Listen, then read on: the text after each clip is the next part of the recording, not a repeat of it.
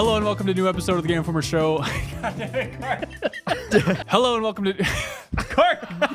You can't do that. Hello and welcome to a new episode of the Game Informer Show. I am your host, Ben Hanson, joined as always by... Well, not as always, but we have Kyle Hilliard at the end of the table. Hey, I'm here. We got Jeff Marchiafava. Hey! And we got old unblinky Jeff Cork here. I am lost in your eyes. Why do you want to look at the side of my head It's so the much? best. Thank you. It's the best. I've Yeah. seen better sides of heads. Not many. Really? You've never actually looked at the side You of shouldn't your have head, let though. on that it bothered you, and then maybe he would have stopped doing it. Yeah, but that was the third now that he knows, attempt man. at an intro. He does not let go. It's really like... what's the animal where once it bites on you? Oh, a snapping turtle. Like once it Hamster. bites you, you have to cut off its head because those it won't awful let go pit on its bulls. own. Absolutely. They've murdered thousands. Hey, we got a hell of a show here. Yeah. We're talking about a bunch of mediocre games. No, we're talking about Hitman, Pokken, Little Teenage Mutant Ninja Turtles action, The Division again, talk about some other stuff thrown in there for good measure, and then some fun emails, and then back half of the show, we are diving deep into the second disc of Final Fantasy VII. Oh, I can't wait for that conversation. You're such a dick. Well, why haven't you played 7? What's wrong with you? I'm just saying that because I was on the last time that we did one of these conversations, and I got booted out for when it came up. You're going to get booted again because we have Ben Reeves and Joe I know, Juba, I know. and we talk about a lot of Final Fantasy VII. So stay tuned for that if you like the game, and thank you for the kind words about the GI Game Club.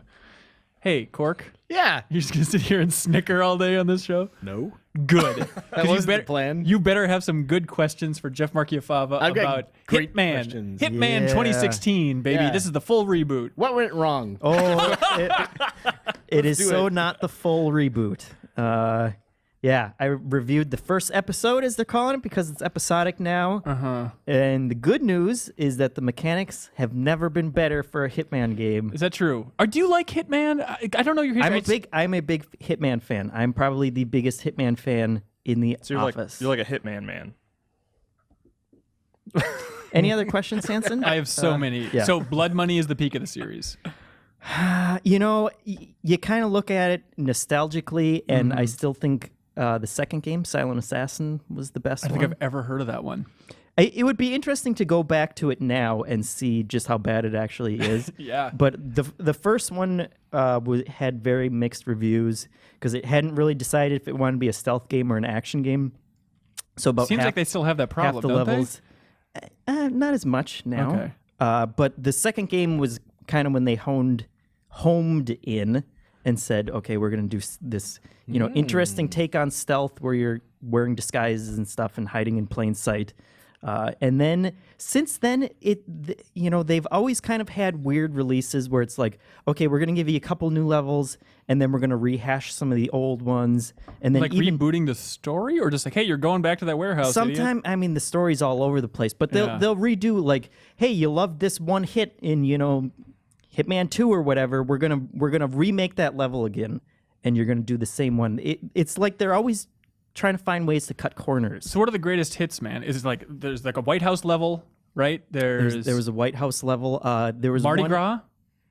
Sure. Okay, I just heard some people talking about that. That was a good one. I think one of the classic ones was in the first one where there are two heads of different gangs coming together. Ooh, the triad. Yeah, and you kill one of them and impersonate them, and then you kind of do like the classic Godfather thing where you're like, I'm going to go to the restroom, and you get your gun from... You have to actually sneak into the restaurant first and plant the gun and then come back to pick it up because they pat you down at the door. It's real Take good. the cannoli. Yeah, that almost the right part. Right movie. Okay, Hanson. that'll work. but so, yeah. so this new one, it's episodic. So it's basically a ground zeroes not. approach, It's- right? It really... we shouldn't even call it episodic because they didn't set out to create an episodic game. When you play an episodic game, I think you still there are some expectations of having like a full and satisfying arc to an episode, and like having enough content to make it worth your time. Right. And this is really just one level that was pulled out of a larger game that they decided, okay, well, let's sell this piece by piece as we go along with the But development. it's kind of sandboxy. I know you're on a Metal Gear guy, but is it comparable to Ground Zeroes and that kind of strategy? A little, yeah. That's what people have always liked about the Hitman games. The biggest knock against Absolution was they had some open sandbox levels and then some were a little more linear. And so it is in that classic vein of we're going to give you a big environment, and this one's actually even bigger than previous games, but it's still, there's only one main hit. There's one main assassination to do in it, and then they try and add like extra challenges, like, okay, now try and kill him this special way, or now you're going to hunt down this random person that's also in the level at the same time. Or rescue Hideo Kojima. Sure. Nothing Fun? that unique. Oh, Yeah. okay. Sure. But the gameplay in the specific thing is enjoyable. Yeah, I mean, they continue to make, all the controls work better. That's something that the series has always had problems with, and it has slowly gotten better, and this is still better than Absolution. And all the UI and how they kind of cue you into what's going on in the environment all works better, but it's just, I mean, you play, like, people always replay Hitman levels when you play a Hitman game. Naturally, yeah. But it's, you might play a new level and then you'll go through it again because you kind of screwed up the first time always. So you might want to try an alternate kill, and then you go on to the next level. And like maybe you'll come back to it later and replay it a little more, but you want that variety. And here, you have to wait a month for the next level. Is it a month, did they Yeah. say? One level per month for the next Year? Because they said the full thing's going on shelves and like... at some point, I think it may be like the first 2 months, the next two levels will be a month apart, and then it gets hazy after that of like, well, there are going to be like 5 or 6 levels altogether, and it will stretch through 2016. And So you can buy the full game for $60 now. They or will this- accept your money, right? Yeah. I can hand somebody Believe for it or Square not. my money? Yeah.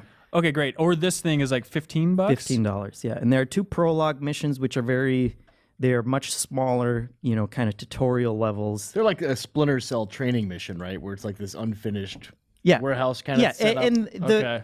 it's designed for some reason Well, they put your designed stuff it together. They designed it like it was, a training mission where, it's supposed to be on a boat, but the boat is made out of plywood. And so all of the environments are made out of plywood, like they actually put it together as a training mission in their game world. So like you're just going around these plywood environments trying to pull off much smaller downscaled missions. Can you tell us Of a normal game. something funny that happened in the actual meat of this tiny experience? Like the actual, is it Paris? Is that the... Yeah. Okay, it's a big museum in Paris. Probably the funniest thing, I think Cork witnessed this, was I had gone through the entire level. It's, like 3 or 4 floors of this giant sprawling mansions, and I was doing pretty good. I got up to the top, and there was a guard out on this balcony, and I silently took him out, and then I was dragging his body along, and his foot like clipped through one of the railings and got stuck there. And then if you keep on trying to pull him, he just kind of lets go and was like, this guy's not moving. And then guards came in and they saw him, and I couldn't get rid of the body, and then I died. He had like And I lost. spaghetti leg for a Hilarious. little while too. It was pretty good. Yeah, because the body's ragdoll, when you kill them. They always have, but this one just managed to clip through. So when IO tells you that they're releasing them one level at a time to like polish things up to make sure it's up to that standard, Right. don't believe him. Well, I mean, yeah, it's not going to be a flawless experience. It's interesting to think of the business of this and what happens and like what prompted Square to tell IO like, hey, you have got to get something out right now. We need some money coming in. Just cut this beast apart and sell Yeah. it. And that's what it feels like? Yeah, and it, like I said, it kind of feels like that has always been the case with IO developing these games. Like they always find a way to kind of cut corners and not just give you the big full experience. But at the same time, can you blame him? Because it's Hitman.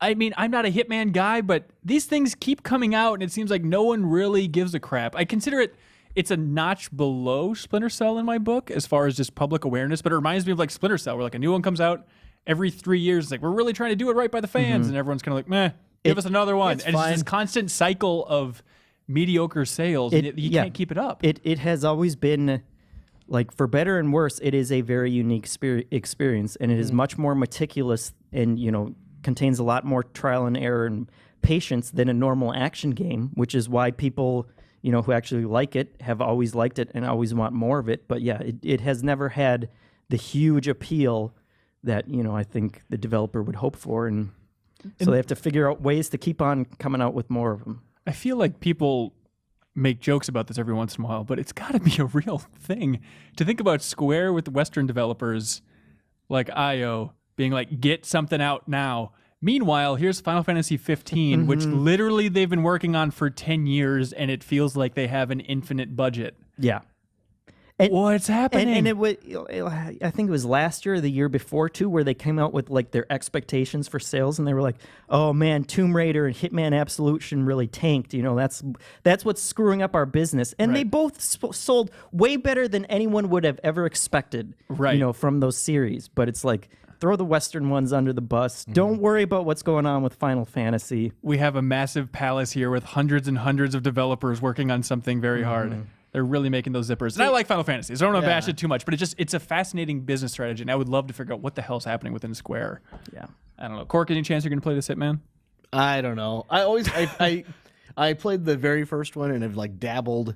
I played the first one in its entirety and then have dabbled since then. And it's a series that I want to really like.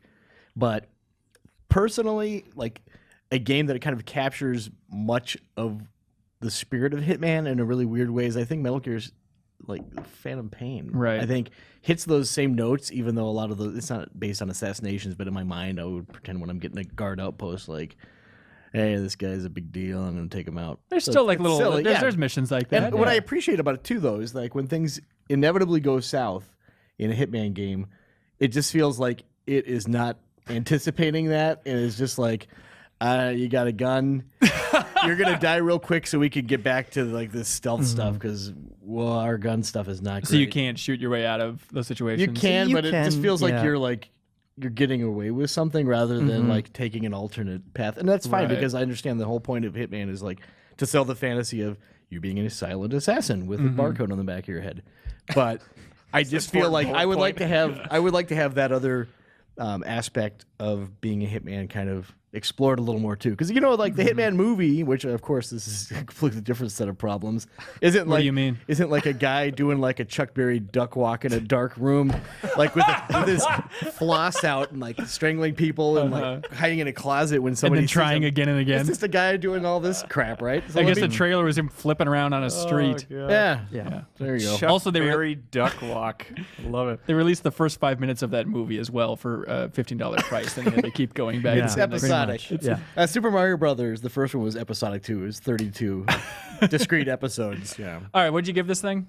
I gave it a 6. What do you do for reviews? Are you reviewing every one? Is it going to be 6s going We're for the still next trying year and a we're half? still trying to figure that out. We don't Christ. know if we'll just do impressions for future levels or what. Okay. But my takeaway, and to Cork's point about whether he should play it or not, I do think that it still could end up being a really fun game once it is all out and finally put together in the full package. But you're Sure. gonna have to wait until January for that. So All right. Well, a game that is out in a full package is Kyle Hilliard's specialty, one Pokken. It actually comes out tomorrow. Well, hope you're ready to talk about this game tomorrow. Well, we can talk about it, but I'm just in terms of it being available, it will be tomorrow. Well, here's what we think about Pokken, the Pokemon Pokken. fighting game. It's Pokken because Whatever. it's Pokemon. But there's and it's the something word about- Tekken in Pokemon. All right, you can say Pokken. It seems weird. With 2 Ks, I don't know if I can say Pokken. Do you say Pocket Monsters? Is that That's like, right. let me put it in my back pocket? Yeah, and the white stripes thing, I've got it in my pocket. Oh, is that okay? Well, you guys have convinced me now. So Yeah. What do you Never mind. think about this Wii U fighting hot exclusive? It's okay. It's like it's all right. It's better than All right. Hitman, I think. Okay. So there we go. So this is done. It's a bummer to me, and we talked about it a little bit before because I played it in the arcades in Japan, Yeah. like last year or something, Kyle. Yeah, you're way ahead of But the I curve. love this story. It was a bummer that it's like a 3D plane. Well, it is and it isn't. I sort of. want a literal Tekken version of Pokemon. It's weird that they would combine those 2 licenses, but then not really have the Tekken Well, it is- spinny 2D. It is planar half thing. and half. Like you do What? switch between 2D and 3D phases constantly. What? Like when you played in Japan, because like it the was way, just a 3D little arena thing. yeah, certain moves will switch you into the 2D setting. Yeah, like Tekken. Yeah, so you might not have done any like the strong like powerful counters or anything like that or grabs that What do you mean switch you certain between moves phases. switch you into 2D? So like How if does you that do a work? really like if you're playing in the 2D mode, like Yeah. Tekken, and then you do a really nice counter, it will switch you. It'll phase shift so that you're in that 3D setting, so you can run around. And then if you do a really nice Oh. grab, it'll switch you over to 2D. And so every match is about split half and half between those 2 phases. Holy cow. Yeah. All right, I need to take everything back and go back and actually play this right. Did game. you yell Go at back to everybody at the Japan. arcade like, you idiots, this sucks? This will never be 2D. I'm going to turn my back now no matter what happens on that screen. And everyone just nodded because you were just yelling in English. Right, Jeff yeah, was naturally. Good stuff. So it's got like a couple Pokemon in it. It's got some freaky version of 16. Mewtwo. Yep, dark Mewtwo, Shadow Mewtwo. I don't Okay. know, one of those. As a Pokemon fan, is it satisfying? Does it matter what you're beating other players up Well, with? that's the thing. Like, it's a pretty good fighter. Like, it's there's some depth there, and it's like it's fun to pull off really good counters and like to get in grabs and pull off the synergy moves. Like, are really flashy and cool. So I enjoyed that part of it. But like in terms of like story and fitting in Pokemon, I mean, for Pokemon fans, I think that's important, and it really does not feel like Pokemon. There's no Pokeballs. Like, no one, and they never, like, when you're done with the match, you'd think you'd throw out a Pokeball, and like just as a kind of a nice little nod. There's to, no trainer in the background, Smash Brothers style, like rooting and well, hollering. the idea is like the opening sort of a track screen kind of makes you have like a headset that you're wearing, and you're like simulating the moves of the Pokemon or something. Wait, so it's kind of like Real Steel?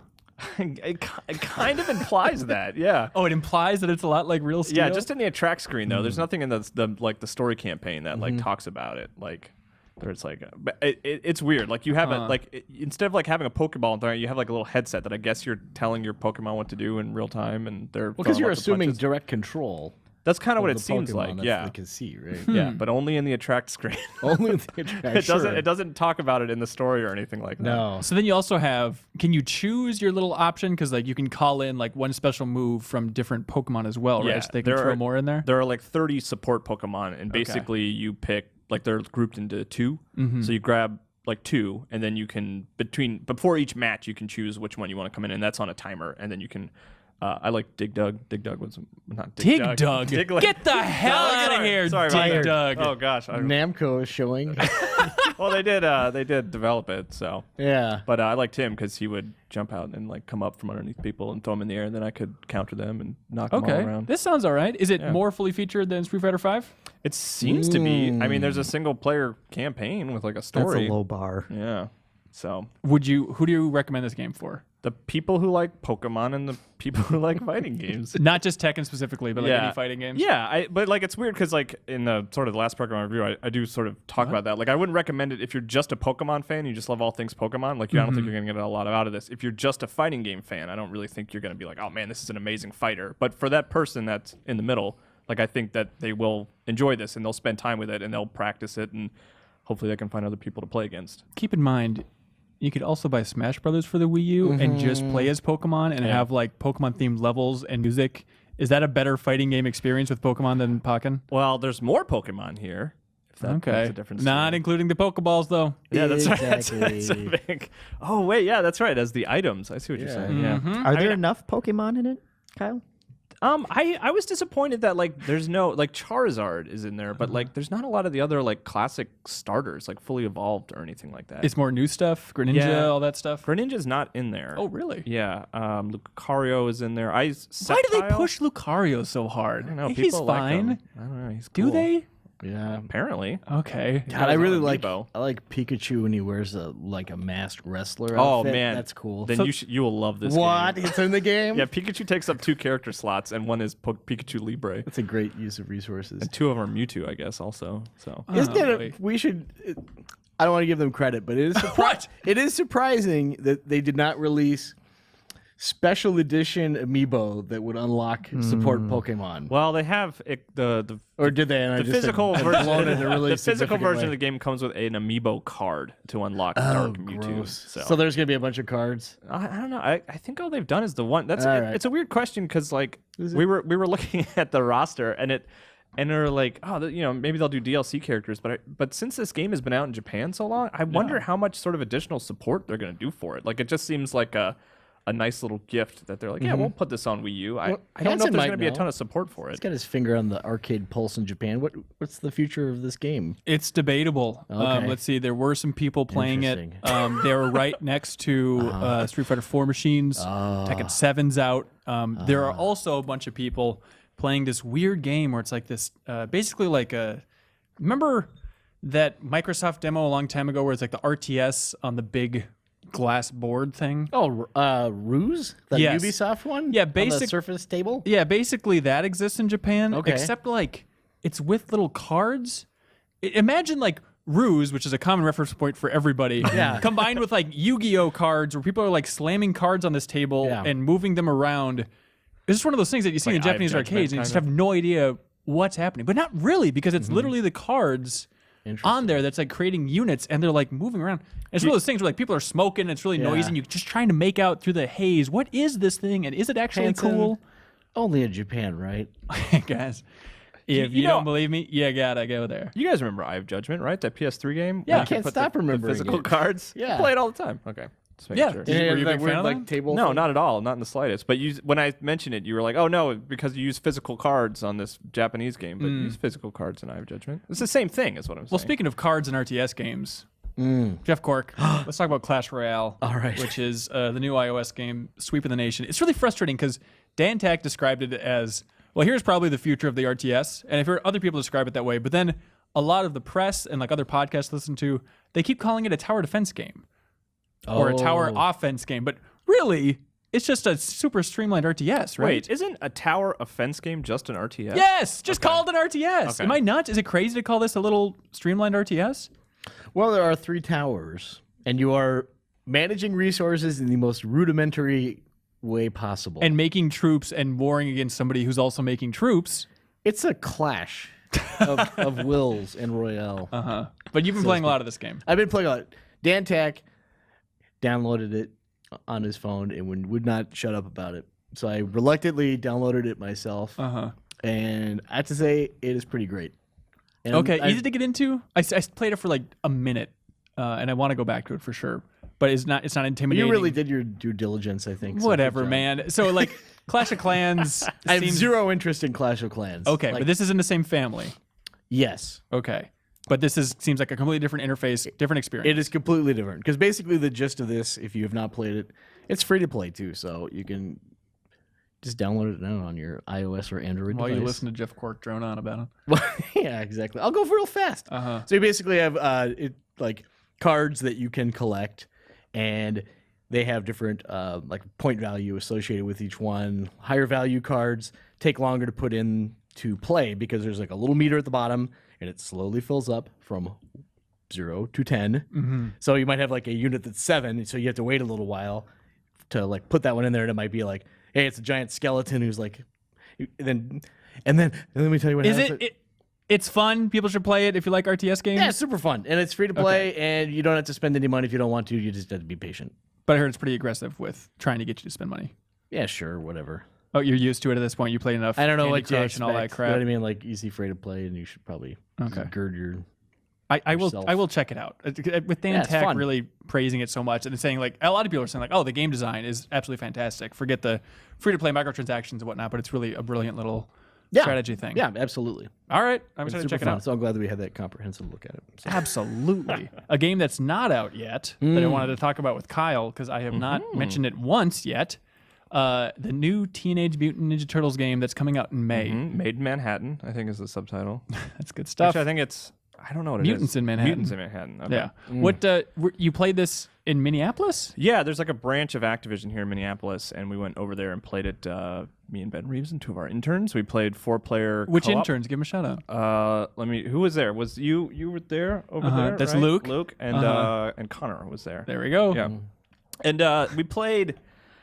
There's no local co-op, which is kind of frustrating. Like right out of the gate, I kind of like doubled back with them after writing a preview. I was like, and you guys, there's no local, right? Like I'd like double checked on that because I was surprised about that. But You gave them the. Are you Wait, guys like serious? it's online only. for real. Yeah. That's insane. Yeah, it's a little odd, but the way we did sit in the same room and play it together, which was fun. So buy multiple consoles and Yeah. TVs that you TVs. can play as the Completely Ninja Turtles. reasonable. Plug them all in.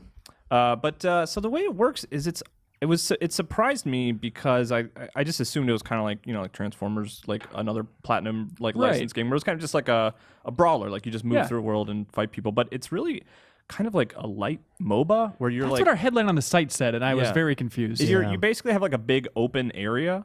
And there's like little random missions will pop up there, and you're leveling up in real time while you're doing those missions and fighting enemies, and then you're building health and damage and stuff like that to take to the boss fight at the end.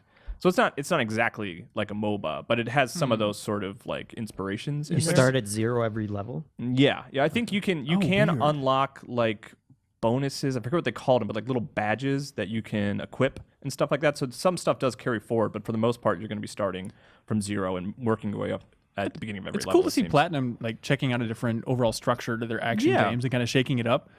We have a test chamber, or not test chamber, but a video up on the site of you guys playing for like 18 minutes or something like that, and people can watch it. I jumped around a little bit in it. Yeah. It seemed like the voices were really annoying. There were a lot of like repeated, like you give like a healing item or something to Donatello. He's like, I could eat these all day. Yeah. I could eat these all day. I guess it's probably there as an attempt where you don't have to voice chat too much. Like maybe have the turtles talking as much as possible. Please repeat a quip, Raphael. It didn't stand out to me too much, probably because we had the luxury of being in the same room together and we were yelling at each other. Is it funny? Well, no. But the turtles... Ninja Turtles aren't really funny. I mean, they're What? silly. They should be. I mean, we say that At our as age, kids, they yeah. made us laugh. I mean, I don't think if you go back and watch that cartoon, Well, that's the weird. Like speaking of because the new Ninja Turtles show that's currently on Nickelodeon is pretty good, and Yeah, I've you're a watched big a lot fan. of it, and I liked it. And the weird thing about this is it doesn't borrow from the movie, Mm-hmm. and it doesn't borrow from the show, which has a very cool visual style, and they totally could have borrowed that. and it's not like it's going Transformers G1 route like the Yeah. last game and trying to harken back to the old show. It's just this new. Yeah, Platinum just started from scratch, but kind of looked at the original comics a little bit. Oh, okay. So it's like a separate Ninja Turtles universe, which is kind of strange. But Are you optimistic about it? I am optimistic about it. I don't like the sort of randomized missions in the open area. I'm not a big fan of that. I want to play that a little more and see if I like it. But the thing that I did really like about it was moving around the sort of big like area felt like Sunset Overdrive or Infamous. Like you were scaling buildings, you had like a parachute that you could use, and it felt like almost a superhero open world, which I like a lot. Like I like Infamous and like the Spider-Man games and stuff like that. Right. So I really liked moving around, and I really liked the combos were pretty straightforward, and I liked being able to like activate like combos with another player. Like when you're just like, all right, my combo's ready, let's get over here, and like we were fighting the boss, and we would activate our dual combos, and you get a cool animation, that does more damage. So that stuff I like. I like controlling the turtles. I like moving around the city. I like the way it looks, even though it is a little strange that it's like a totally new Ninja Turtles universe. But that the only sort of like hurdle for me is like I don't really like the idea of like every time I start a level, I'm just gonna get random missions that are mostly are probably just going to be like, hey, beat up all these foot soldiers over here. Okay, now run to the other side and beat up those foot Yeah, it's a soldiers real over there. turtle. Hey, Kyle. Oh, boy. I got a two-part question for you. Okay. Which of the Ninja Turtles did you pick as your character? Donatello. Of course, Yep, correct. that's the got the correct reach. answer. And Hang he's on, the Jeff, smartest. where do you stand on Donatello? He's great. The best? Yeah, the best. Yeah, I mean, I do also like Michelangelo. You 'cause seem like he's a the Raphael priority kind of dude. guy. If you were a Ninja Turtle, you'd If be I was a Raphael. Ninja Turtle, I would obviously be Raphael. Right. Grumpy, getting hurt all the time. If I'm going to be honest, like the amount of Donatello love that I find in my life, I'm starting to wonder if that's the pick for just hopeless nerds. Because it seems Right. unanimous among the people that I spend time Where with. it's like, hey, I love machines. Yeah. I once, before I knew what a bow staff was in high school, I once bet a friend $20 that that's not what that was called. I'm like, it's a stick. He's like, it's called a bow staff. I'm like, that word doesn't exist. Here's $20 on the table. And then she's like, oh, it's a bow staff. What ladies an and gentlemen. awesome bet. That's a super cool So you've bet. been making bad bets since you were My a kid, entire right? life, yeah. And my follow-up part two. question, now that you've picked the right character, can Donatello fling characters into the screen? Like Konami style. I don't think so. I never encountered that. You never encountered that. Are you just bad at the game? Well, because though? the thing is, you're playing co-op, so what would it look like for the other players if Donatello was just tossing characters in? Would they just be hitting an invisible wall? And Well, like, if sliding everyone down? is playing on their own consoles, Kyle, only you as the playable Donatello would see it hitting your screen. They would just see it flinging. That's a in different necessary direction. component of a Ninja Turtles game. I guess so. To be a successful one. One other cool thing that was just kind of silly, but I liked was the only way that you fail is if all the turtles are knocked out at once simultaneously. And what happens is like if you die, you basically fall into the sewer and you have to do like a pizza eating mini game where if you eat pizza too fast, you burn your tongue and then you have to wait longer. It's like a WarioWare game. Kind of, yeah. And then so like you have to find the right button press, Hang on like a tap second. paste. That's in order not how to get... pizza works. It's not if you eat too much, you burn your Don't tongue. worry about it. Is it literally No, it's- burning your it's tongue? too fast, though, right? If you go too fast, yeah, then you burn because you got too much hot pizza in your mouth. Well, one bite of a scalding hot pizza will burn you. Well, it's it's not a different. cumulative It's different thing. for turtles. They have a different biology. Their weird turtle tongues Yeah. licking a pizza. Exactly. They're So. cold-blooded. How many? Well, that sounds great. Because Did it's you have funny a point because to make about that? well, what happened? It's just kind of a cool aspect of the game because what happens is like if you fall in there and you start eating pizza and then you see like two other turtles in and you guys are all like trying to go fast but not too fast. It's kind of like you get a kind of a good sense of where everybody is and like if Michelangelo is the only one up there still fighting Bebop and you guys are all eating pizza, Yeah. you're in bad shape. How many? This is a genuine question. How many times in the history of the world has a human being tried to physically put a piece of pizza into a turtle's mouth because they like this show? Millions. I'm gonna say like 4. 4? 4? I bet it's like 20,000. Thousands. Because I'm going with I mean, how maybe 75. How I how think many you're closer kids have than these had clowns. pet turtles, and they've also been eating pizza and have just like, hey, you want a little bite of a? I mean, do they literally have to like shove a whole piece of pizza in take there, a or little- just let them little nibble? piece of cheese, right? Just like put the tip of the pizza, rub it against the turtle's mouth is what I'm imagining. How many people have tried to solve crimes with their dogs? Were you this kid? Are you trying to find like kindred spirits? No, I'm trying to think of what. Police use dogs all the time, Cork. Think about it. How do they hold on to the magnifying glass, smart guy? That's a better They question. have special ones that are curved handles so they can keep them in their mouth and it like curves up over their mouth and over their eye. Duh. Hey, Jeff All Cork. Yeah. Speaking of solving some crimes in the mean streets of New York City. Oh yeah. You and Jeffem have been losing your minds over The Division. Quite It's a thing where, literally. like, I feel like people in the office. Burt's is out of the office at GDC. He reviewed The Division. He ended up giving it an 8. I feel like with him out of the office, people aren't talking about it maybe as much. But every once in a while, you guys just start up this hip hip hooray chant and say, "Hey, Division's really good, everybody! Check it out." Yeah. That I've was spent- basically the entirety of the chant. Yeah, I've spent about 75% of this work week just thinking about how I would rather be playing the Division right now. Then sitting next to me. Yeah. What? Okay, do you guys play together? No, we can't. What? The different platforms. Yeah, he's on the We're divided. PlayStation. We're segregated. Oh my Or- God! For now, maybe I we'll know. get into that in emails a little bit later. Whoa. We'll Some see. GDC news. Okay, what do you guys like about this? We kind of already have the rundown of what this game is, but what has been your specific experience that I you really like the setting. I like shooting guys in the setting. No, it's got Right in a the nice setting. loot, like small bite-sized mission loop, and also like bigger missions that you can take that are a little more interesting.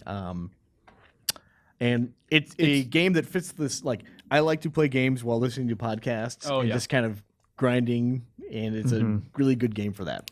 Cork, can you share Yeah. your son's review of The Division? Well, I was playing The Division, and he walked in, and he said, "What are you playing?" And I said, "Well, this is Tom Clancy's The Division." I give it its proper respect, right. which we haven't been doing so far. R.I.P. And he said, "This looks like a lot of games you play."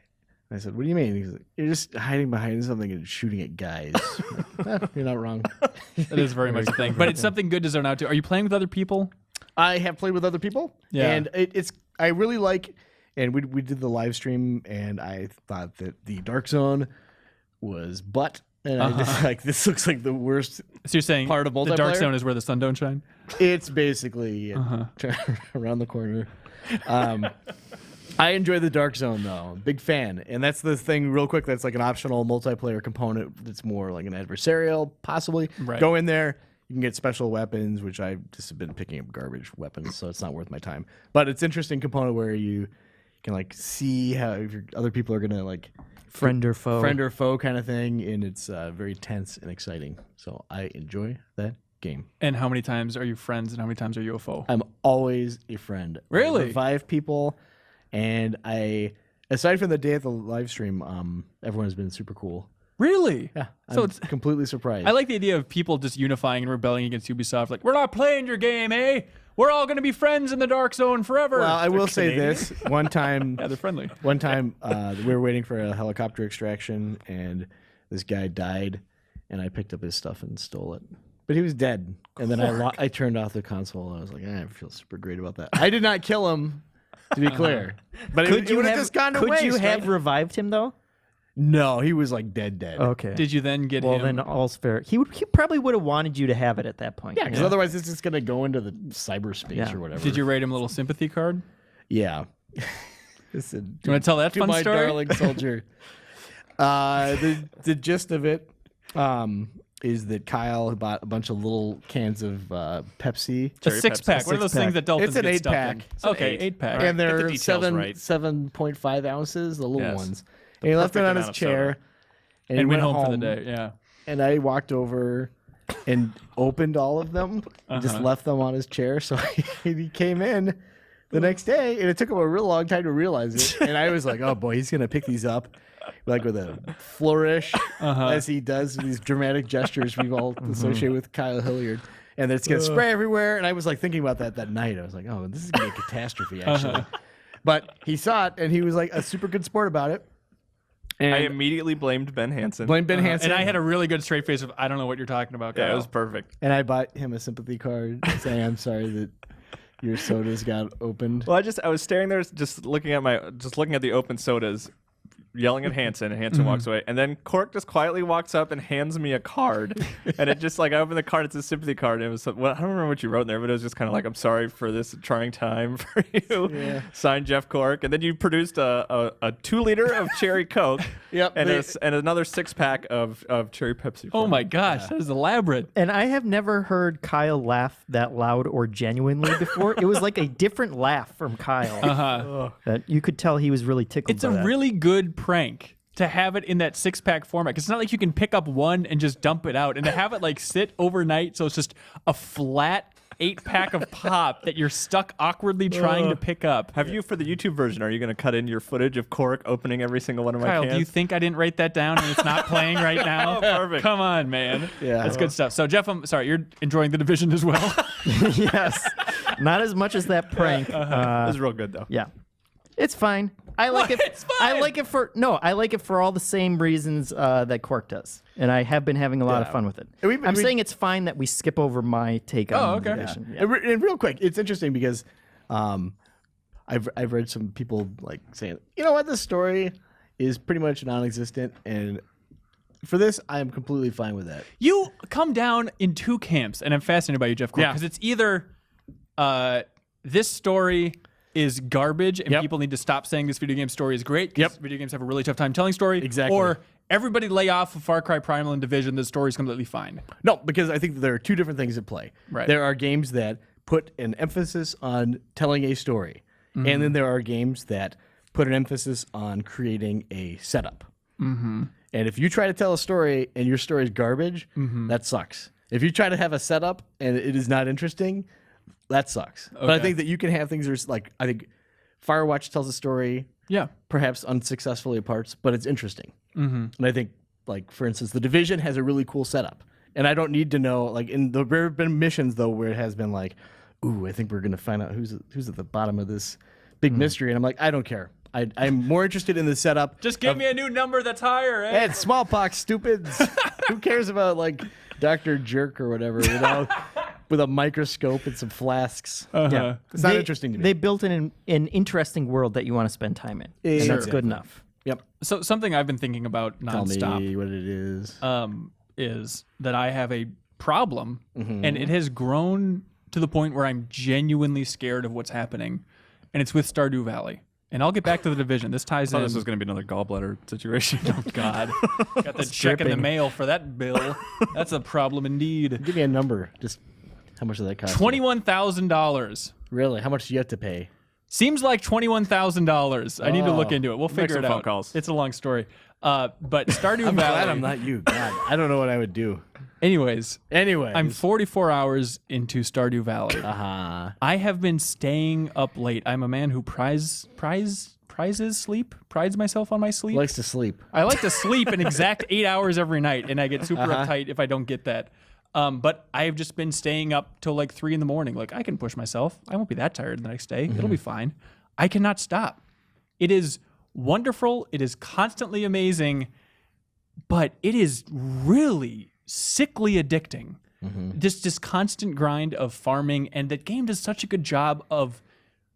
It's basically like being put in orbit. And stick with me here. You know, like technically an orbit is just something that's trying to fall back to Earth, but the curvature of the Earth is perfect, so it keeps falling forever. That's what I feel like, where I'm constantly about to be like, now we're cooking with gas. I'm about to really kick this baby into overdrive. I got some new stuff for my farm. This is going to be great. Here we go. And it's that feeling for 44 hours and continuing. Like I'm in halfway through summer in my second year. So I still probably have another 25 hours or so before like I finish out the game's story.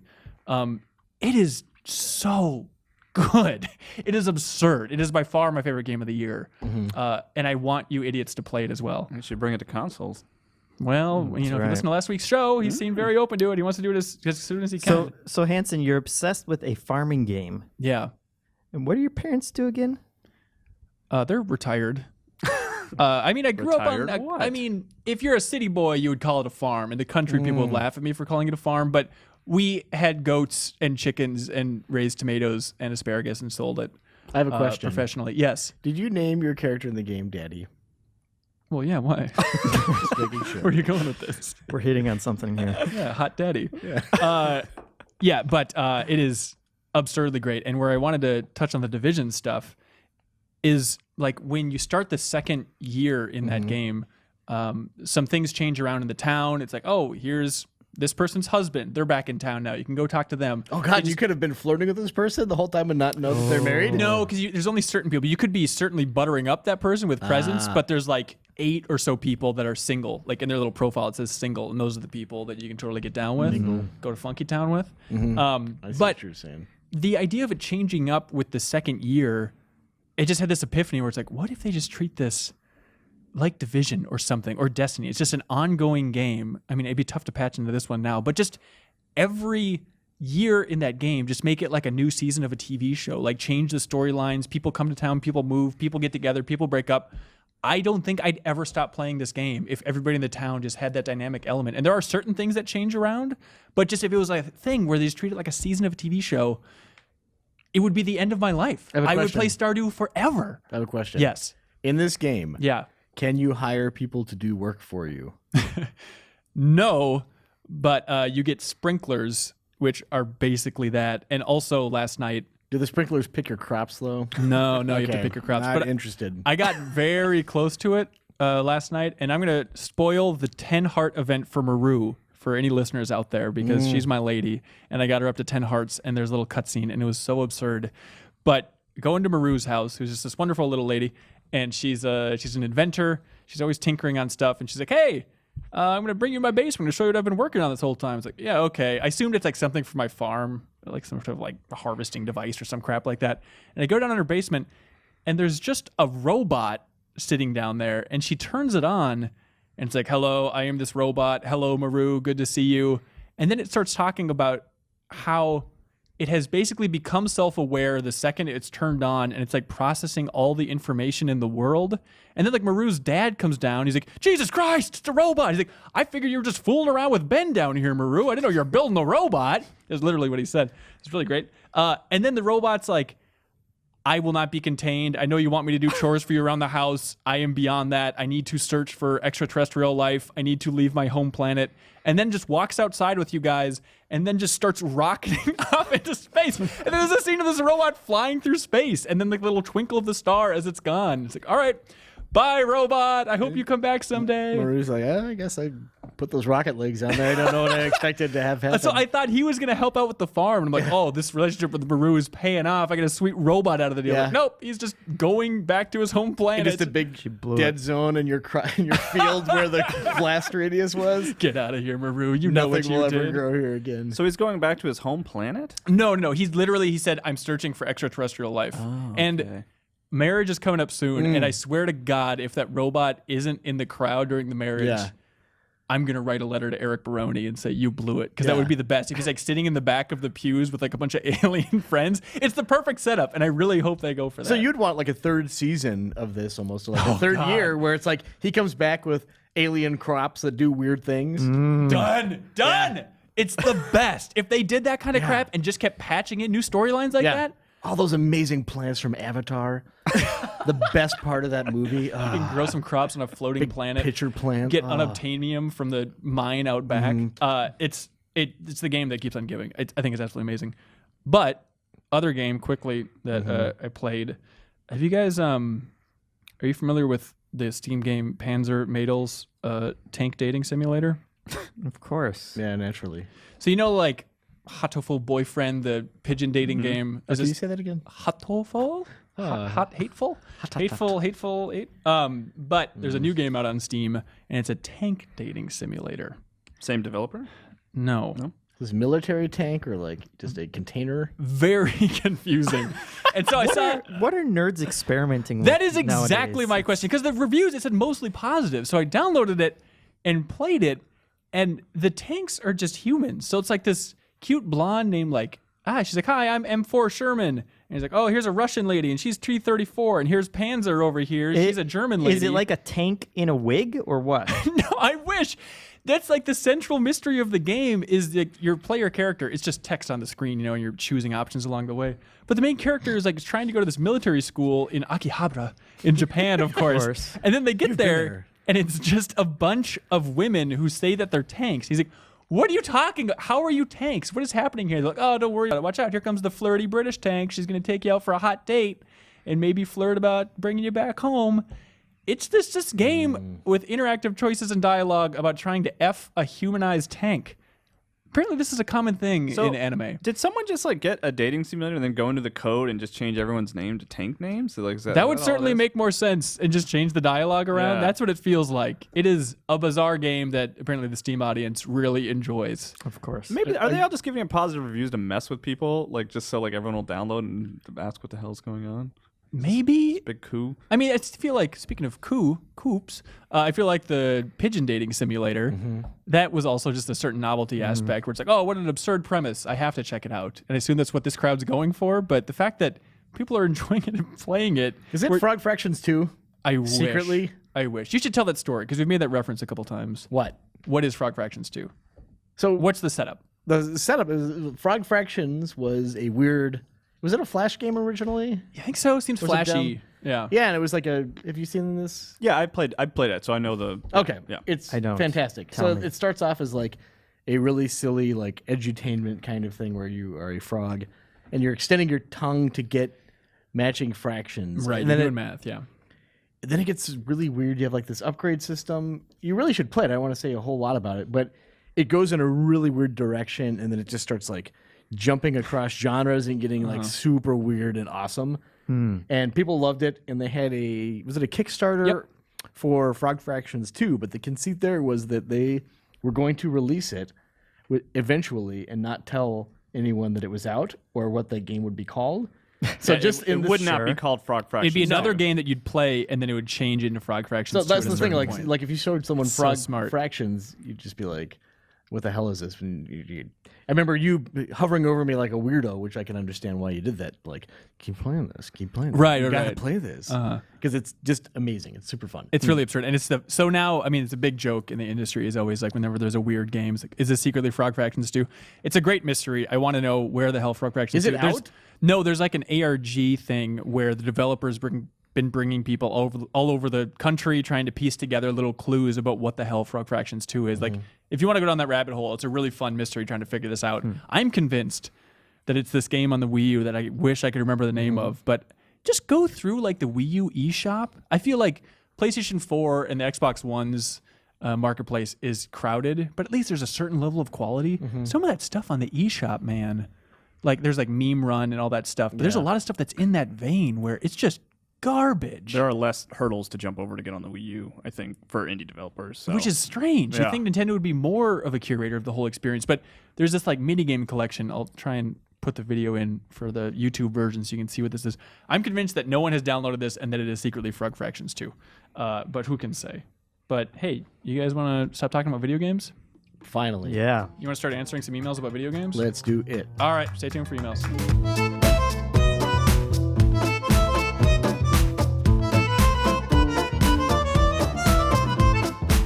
All right, welcome back. We got some hot emails that people sent in to podcast@GameInformer.com. we cannot forget to choose a question of the week. We reward one Watch us. person with an email of the week, and we send them something very nice. Really? It's the nicest thing you could imagine in this room right now. All right, first email is from Nick Edwards from Bakersfield, California. Hello, GI crew. Sound it out then. There you go. I want to say hello to no. With the first batch of VR games being released soon, how many VR games do you think will be on top of?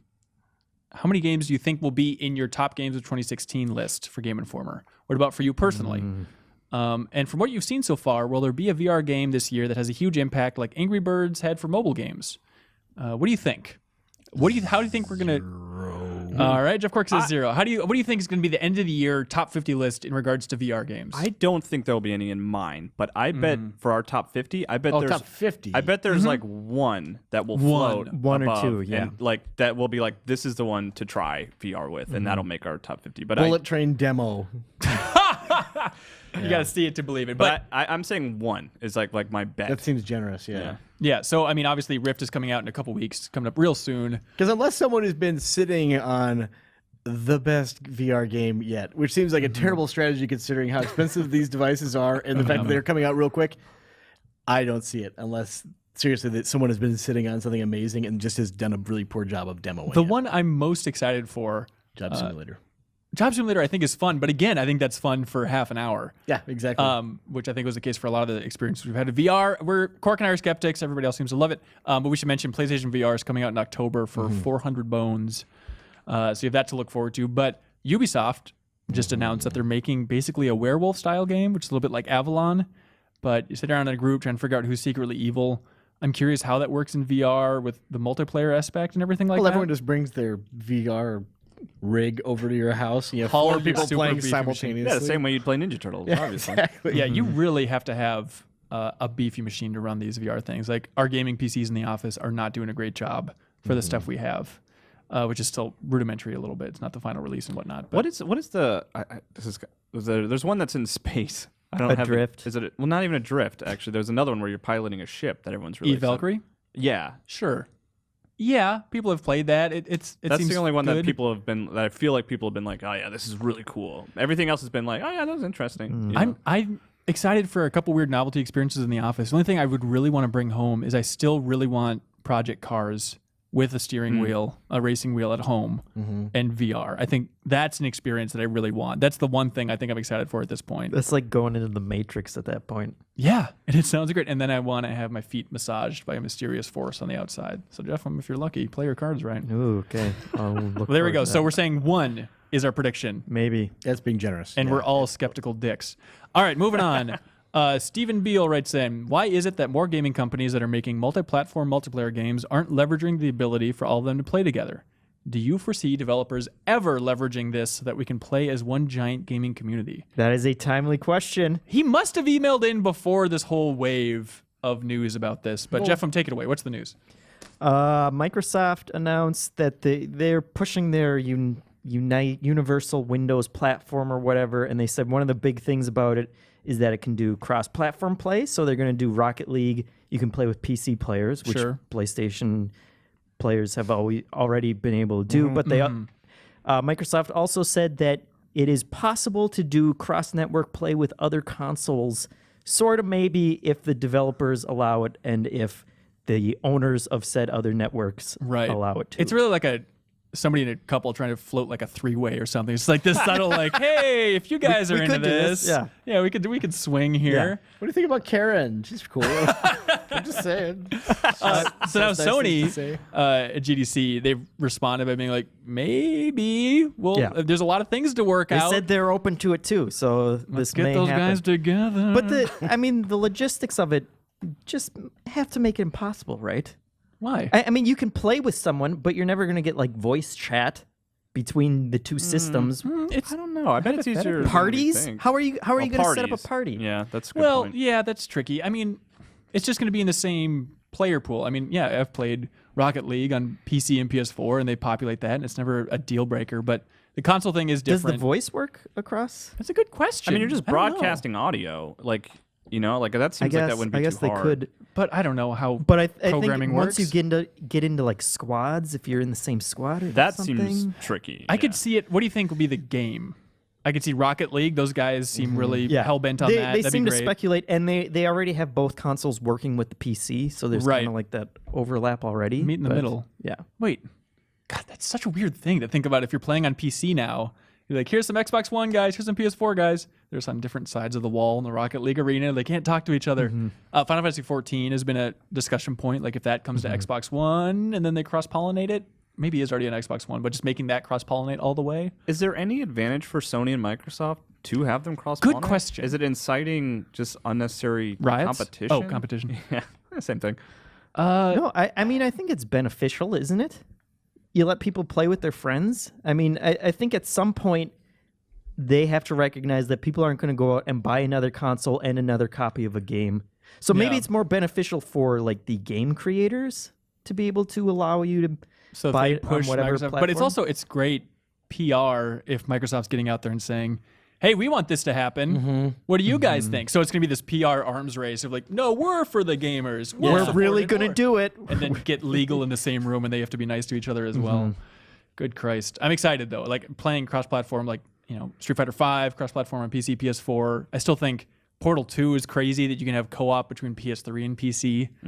It's still mind-boggling to me. So whenever they do it, I'm Cork all and I for it. might be able to play the Division one day.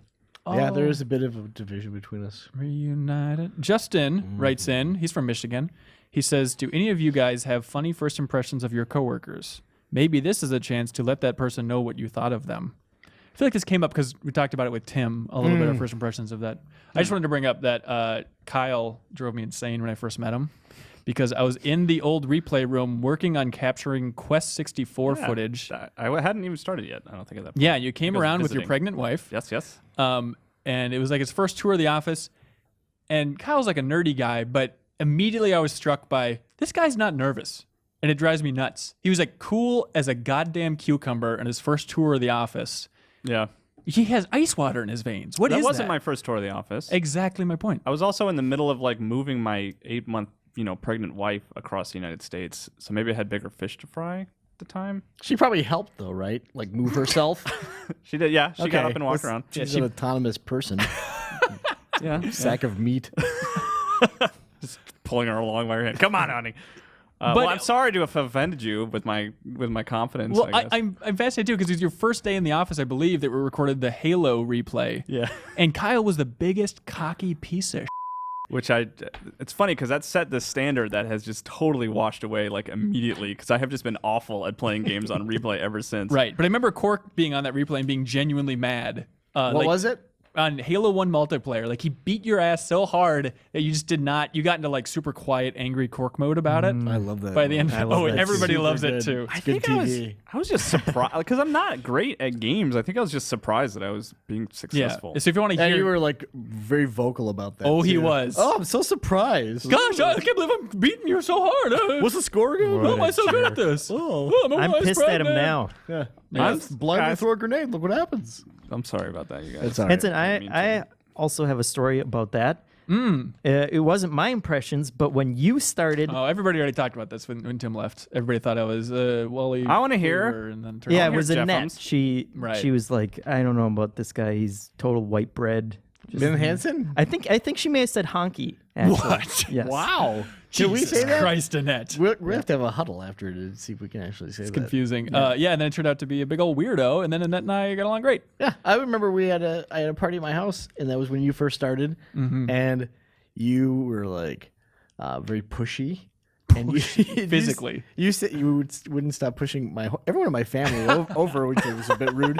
And you said, I remember you took me aside and were like, "So what's the deal? What like you wanted all the like Oh, the immediately dirt. wanted the office politics dirt like Yeah. who's cool, who's not cool? Just come on, give it to me." I was like, Yeah. "Who is this guy?" And then We're like, we know who's not cool. well, first now. of all, I'm not sure I'm cool about this guy. And then I stared into the face of a quiet, angry Cork, just like that Halo 1 replay. Yeah, it was I remember great. I feel like I didn't bond with you, Cork, until we did the Smash Brothers marathon and like stayed up overnight, and we both were exhausted and got along well. And I was like, okay, Yeah, this person works our hard. They lips seem touched cool. accidentally. It Yeah, was which we should point out, it's the 5-year anniversary of the Smash Brothers marathon. in our friendship. And it's true, It yeah. started on that day. It's coming up soon, so go watch that on YouTube. Type in Smashed Game Informer. It's my favorite thing that I've done It's a really here. fun video. It's fun. Also, I was just jumping around it recently, and there's a moment where Tim, late at night or early in the morning, he's like, ugh. He's like, I'm so tired. I'm sure I look like 5 years older than I actually am right now. Oh, And I God. looked at it, and he looked exactly like he does today, so he's really spot on. Wow. Prescient. Hi, Game Informer crew, says Douglas Sast from Utah. Mr. Hang on, let's let Sad. Jeff Cork laugh at Douglas Sass. I just like. Well, it's the Oh, same. now I'm here. It's like the like DOUGLAS, SASS. So we got like kind of similar sounding endings. Let's go to the question. His didn't middle even name is think about Piece that. of. I was laughing. He says, "Hi, Game Informer crew. I recently read your cover story on Gears of War 4, which is the first Gears game to really pique my interest, and it got me wondering how you choose what games you put on your covers. Some games I find it to be too far from release, and the developer seems to give you so very little to work with. Looking at your Witcher 3 cover story, thank you. But other games are so close to release that we seem to get very little new information. So how do you choose a cover story? We have a giant wheel in the office that has upcoming release, different publishers on it. We spin it. No, this is And then Andy just says, no, we're not using that. yeah. This is largely an Andy McNamara thing. It'd be great to have him on and talk about it in the future. But you know, it's there's always a couple options floating around. It's debatable. Like, what do you think our readers would enjoy the most? And then ultimately, it comes down to Andy being like, gut check, going with this. Let's go. But it just comes down to what developers and publishers are willing to share at that moment and what would be the most beneficial to people reading. But thank you for writing in. We have Chris from Uppsala, Sweden, right in. He says, do you ever go into a situation at press events or office visits where you personally think this game kind of sucks? Or is this nothing for you, but you just have to act nice? How do you feel in such a situation, and how do you deal with it? I think of one. It was at Gamescom in like 2013. I was there with Tim, and there was an appointment, and it was when like Xbox One wasn't out yet, and so we're kind of curious about Kinect 2.0, and they're showing off Fighter Within. Oh, And it's that sounds launch pretty game. terrible. And so we went and filmed a video with Tim fighting some random journalist, and it's just a fun, weird little video. But then like they barred the doors and like, and now here's Just Dance 2013 for half an hour, and like, oh, we need to get out of this room.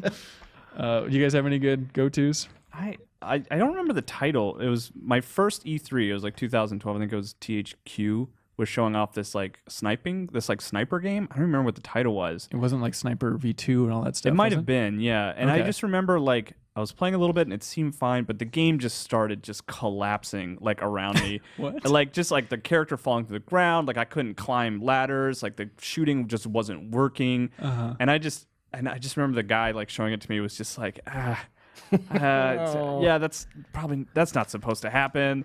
And I was just kind of like, I mean, really ultimately like what was happening was I was like, I'm not writing about this at all. I am not writing anything about this for the magazine and the preview. Oh, Like, sure. no fingers will touch keyboards about this game. But I just kind of had to be like, yeah, no, it's hey, it's an early build. That just happens Old sometimes. Icewater Hilliard there. I'm sure you're as cool. I just as had a can lot be. of confidence, and I was just like, I was like bragging about how good I was at the game and how I was breaking it. look at So this. so This good. Ever play Halo 1 on a Duke controller, bro? Yeah, I had one. I also can't remember the name of it, but it was a Family Guy shooter, maybe MMO or something like Well, that. there's the MMO that was canceled. Yes, But 'cause did this- have I- a big E3 showing when it, It was Yeah. huge. Yeah. I went to it at E3, and it was one of those situations where it's like first 30 seconds you just like close the notebook, and it's like okay, yeah, keep it coming, keep it coming. Why do you say keep it coming? Are you 'Cause sarcastic? Are you nice? Is everyone just being No, yeah, sort of nice? everyone is. You want to be polite. They're taking time. You know, their like schedule totally sucks during E3 to have to churn through these demos. You want to at least pay attention for it, even though you know that like And you're not going to do anything. And let's be honest, like everyone knows what's going on when like the guy demoing that game. More than likely, he knew what was going on. You know, and Yeah. like He can't just say, "Well, this game sucks, so I'm not going to show it to people." Right? You know? Do you have a better game that I can show to people? yeah. What was it like to be on the Army of Two Devil's Cartel cover story trip, Jeff Cork? Oh brother, that was something else. No, but I remember being on that trip and just being like, this game seems fine. It seems fine, And I think ultimately turns out that game was fine. I mean, that's like, people crap on that a lot. But I don't, go ahead. No, that seems to kind of like. I'm trying to think. Most of the games that I see are like that's the consensus. Like That's fine. Worst case scenario, it's fine. Yeah, I remember one that I was like super underwhelmed with at first, which is funny in retrospect. Is when I first started, I did like a preview of like Diablo 3, and that game did not demo very well in my opinion, because I was like really into Diablo 2, and it's just weird jumping into a brand new character because I played as like a necromancer, and then it's like, oh, here's this witch doctor, and it's like there's nobody there at that demo at least to kind of guide me along. It was like, here you go, you got 10 minutes. So I'm like, all right, I guess I'm throwing jars of spiders. I don't know what any of my gear is. I'm just gonna go through my abilities. Okay, now I got a big bear who's attacking. It's a zombie, I think. Okay, great. And now it's like I was telling Reiner today. That's probably like my desert island game right now. Oh It's yeah, Diablo yeah. You're 3, still playing for that. sure. I love Yeah, it. how late were you up? Like Or Stardew early late? this I morning? played 3 hours of it this morning before I came into work. And a witch doctor. To be fair, he came in at 2:00 in the afternoon. Anthony Dungaree in Eden Prairie, Minnesota. Hey. He says that he really likes the trivia between Tack and I, and he hopes for more trivia in the future. I have another trivia show that I'm excited to kind of make a segment in the future, but we'll get to that later on. He says, one of my friends said that they were never going to play Xenoblade because of how bad the voice acting in the last story was. What's the silliest reason someone's given to you for not playing a specific video game? Oh, Tim Turkey not playing StarCraft 2 because he wants to play the first StarCraft. He's gone. He's gone, Cork. We don't need to be frustrated about that anymore. But that's a really silly thing. It's really dumb. And Yeah, 'cause, this like, how many podcast, I feel like it was just 6 months of me being, Tim, play StarCraft 2 Wings of Liberty. It's the best RTS campaign ever made. I've got to see dumb 8-bit Kerrigan mumble into a mic. I don't know. I like StarCraft. Tim was my example too. Oh, just really? Like every game that you tell him, it's either he hasn't played the game before it, or he's like reading The Mist for the third time. You know? Right. We should start a new segment on the show, by the way, where we just beg Tim to release new Capcom games. Are there any new Capcom experiences that you want? Jeff Gotcha Force. Mega Man X9. You want Mega Man X9, Gotcha Force 2. Trojan. We could bring that hot property back, that old arcade classic. Trojan? It's like a post-apocalyptic game where you're a guy with a sword and you fight a bunch of other guys. It's a And so little you're saying side-scroller. All right. Tim's really blowing it by not bringing that back in Capcom? Oh, yeah. Big time, 100%. Bring it back. People Minish love Cap that game. 2. Minish Cap 2. Jeffem, do you have any? It's all Jeffem. It's all No, Tim Turner it's- related. It's all good. I've been on this crusade lately. I don't know if you guys have noticed, but I've been screaming a lot about Stardew Valley. And Jeff haven't Cork's like, noticed, I don't want it. I want to leave my house at some point. I'm not going to start it. There's just this resistance to playing Steam games in the office sometimes that makes me want to jump My out a resistance window. for that one in particular, Yeah. and I'm being deadly serious, is that I know that it will consume way too much of my time. Let it do it, because it's being consumed by a warm bath. Let it star do it. It's like a warm bath that just it goes past my nostrils, Right. and I die with a smile on my face. I don't know that I want that right now. He's gonna get all raisiny too. Yeah. Jeremy from California with little stars around his name says, hey, GIs, or geese, I can't quite tell. Have you ever Googled your own names? Like a Google image search. Maybe. Apparently, there's an older version of me in Australia that works as the chief mechanic of a motorcycle team. This is Jeremy saying this. This got me wondering what lines of work your doubles are in. That is a super specific. Oh, question. you got one on deck. Growing up in Northern Ireland, these are his that he wrote out here. I thought you had written one in. No. Growing up in Northern Ireland, Ben Reeves found success at age 24. Right now, he plays midfielder for the Milton Keynes Dons soccer team. Good for you, Reeves. Ben Hanson found his calling as a Democratic member of the North Dakota House of Representatives.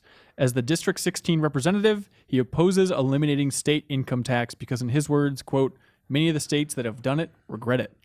And I stand by that. That lines up. Sounds like you. Jeff Cork fulfilled his dream of running a family-owned business in Tamworth, Australia. He's the director of Cork Construction and Consultancy. Nice. Do Tim Tams come from your hometown of Tamworth? Kyle Hilliard didn't fare too well last year. On February 9th, he was taken in for a parole violation. Yeah. As a 14-year-old German, Dan Tack loves golfing. He's participated in tournaments in and outside of Germany. I'm really sorry, Reiner. I couldn't find anyone extraordinary for you. A college professor, a football referee, and a sex offender. I didn't think Reiner would actually come up in that search. That's his No, Twitter but he did. bio, Yeah, isn't yeah. it? Isn't that Reiner's Twitter bio? He says, though I can tell you're the best, Andrew Reiner. You're the best Andrew Reiner I know. All right, thank you, Jeremy from California. That's a fun idea. Did you mean Jeff Marchiafava? Little joke about Jeff Marchiafava's last name. Gotta go. Strange thing happened to me recently, says Anthony Kane from Philadelphia. Strange thing happened to me this month. What? I went from never wanting to play, saying that I hated turn-based JRPGs for the past 25 years, to listening to the Final Fantasy VII Game Club, coming up later, enjoying it, and getting curious about the game, downloading the remastered PS4 version, playing it, and freaking loving every second of it, to wondering what other games I missed out on, and compiling a new backlog of JRPGs to check out. He says he's looking forward to Earthbound and Chrono Trigger. Correct. It's been an unexpected change. I'm 33 years old, and I don't know what to do with this new JRPG awakening in myself. Naruto headband. He says, what do you guys recommend? I have all the old hardware. What should I check out with his new JRPG awakening? So you said Earthbound and Chrono Trigger, right? That's pretty good. Here's what you do, Jeremy. Okay. Before you get burned out on this awakening, just go for Chrono Trigger. Yeah. It holds up so well. I think that game has a great tone. Cork, you played it recently, didn't you? I stopped playing. I've started that game like 5 times. I beat it for the first time in like 2008, Yeah. I think. So I was kind of late to the party on that one. What did you think in 2008? I thought it still held up really well, and actually many of the big story beats had not been spoiled for me, which was very nice. Well, let's not spoil it. Actually, we spoil one later on in the show. So, Jeremy, genuinely during the Final Fantasy VII thing, if you care, you shouldn't listen. But it's a small thing. Okay. Play Earthbound because it's really fun. Earthbound's Yeah, good too. I would take Chrono Trigger over Earthbound. Super Mario any day of the week. RPG for Super Nintendo? Incorrect.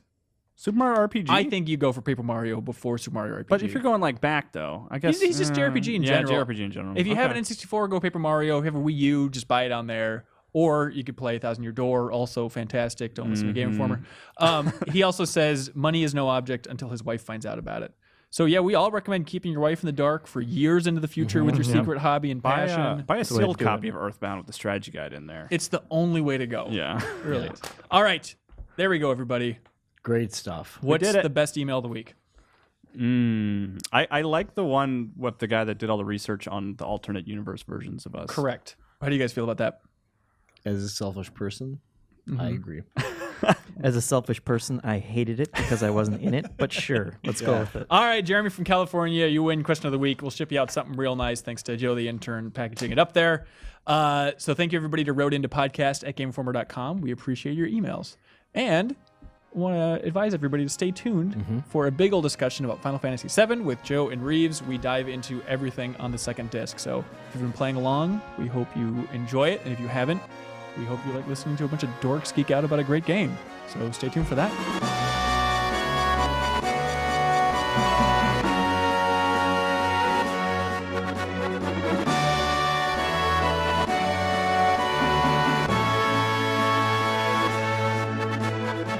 And welcome back to Game Informer's Game Club. I'm still here. I'm Ben Hanson. I'm joined by Ben Reeves now I'm still here. and Joe Juba. I'm still here. We're all still here. Yep. You know what we're still doing? You know in this who's room not the still whole here time. is Matt Miller. No. And Tim Tur. There's been Punked some out. casualties. Yeah, It's like our yeah. Kate Sith 1 and our Eris of the Final Fantasy VII Game Club. We're who's, still here. Who's Keith Sith? Which I'll one? let you Yeah, fill all in the right. math. I think you know. That's I right. think you know. So, Final Fantasy VII second disc is what we're here to talk about. We gave people 2 weeks to play through the second disc. We appreciated everybody's feedback on the first disc. We still got a lot more coming in. People sending fantastic emails. Thank you, absolutely everybody. So, you guys just want to go over some basic feedback before we dive into the beast that is the second disc of Final Fantasy VII? Dive in. Yeah. All right. Number one, email from Joshua S. He says, I love the game club. I'm playing along with you guys. Keep up the great work.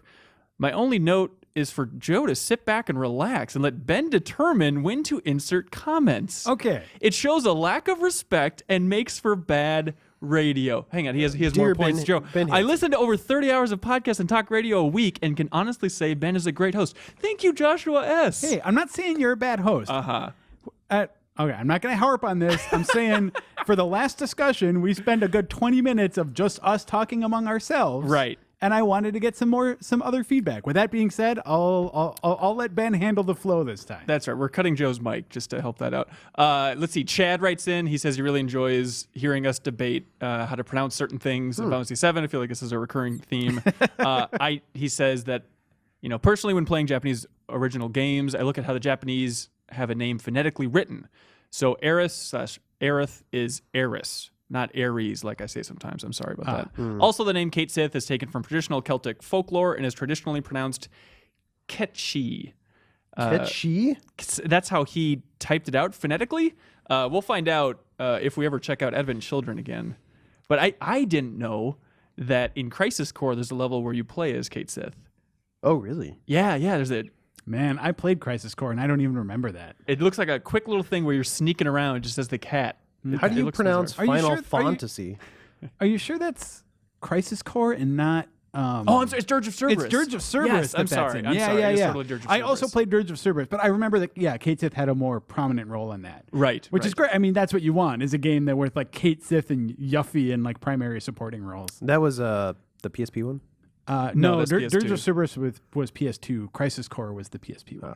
Yeah, we're also going to do a game club for all those. Luke Chambers writes in and says, cheating using the cheats on the PS4 version?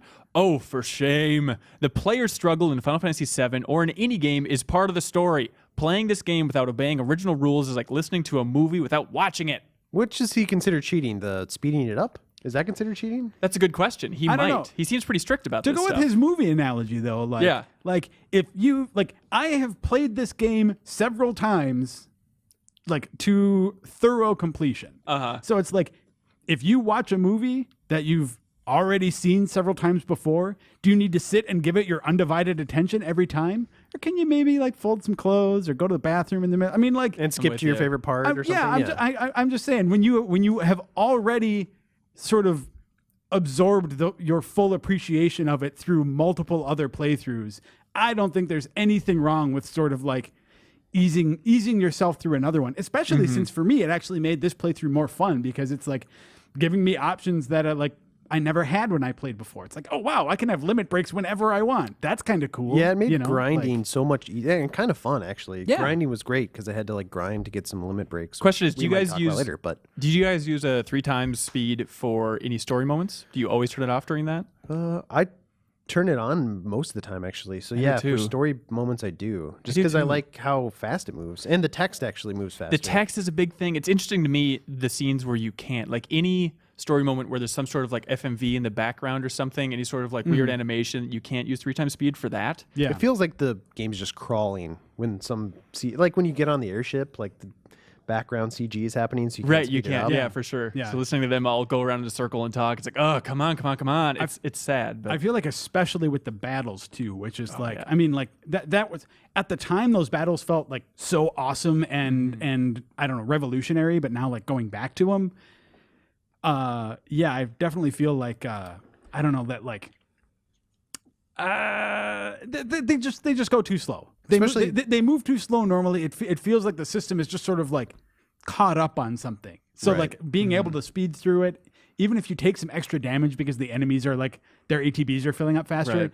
that doesn't bug me. Especially the intro, like pan in and then like the winning, they do their little animation Oh, yeah, spinning yeah, sword yeah. around your head. Just Oh, feels so sure. much slower to me than it did when I played it the first Probably time. because we've been seeing it at 3 times speed. So every time you slow down, it's molasses. But I've been on a slippery slope. Like if you're watching the YouTube version of this, all the gameplay that's on the left-hand side of the screen, that's all captured from my playthrough. So you can see how much I'm speeding through and how much I'm cheating.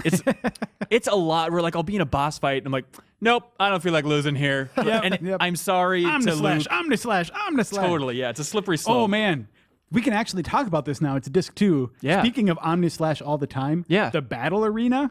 I haven't done it yet. Oh, I man. consider that a disc 3 type thing, but go ahead. Oh man. Well, I think it opens. Yeah, you It's totally open. can. You can It's totally do open. it I mean, now. Yeah. like it's open. I think the special battle stuff is open already. I guess I don't think want to so. get too far into it, but Yeah. like this is definitely the area where, because like I would get so frustrated before when it's like you need to beat it like so many times if you want to get like an extra ribbon reward, and like to get is that how you get Omni Slash? That's how you I get think it's in the Omni Slash, Yeah. I think Yep, it's in it the is. battle. Yeah, so like you have to go through some of those, and it just gets so stupid when you just get a bad run, and it's like, oh great, I'm poisoned, have no MP, have half HP, and Right. like, Oh, now I'm a toad, and I can't use items. Yeah, and then you Yeah. get to the last fight, and it's just like there's one that's such bullcrap where it's like it's like the ghost ship or something that has an instant kill move.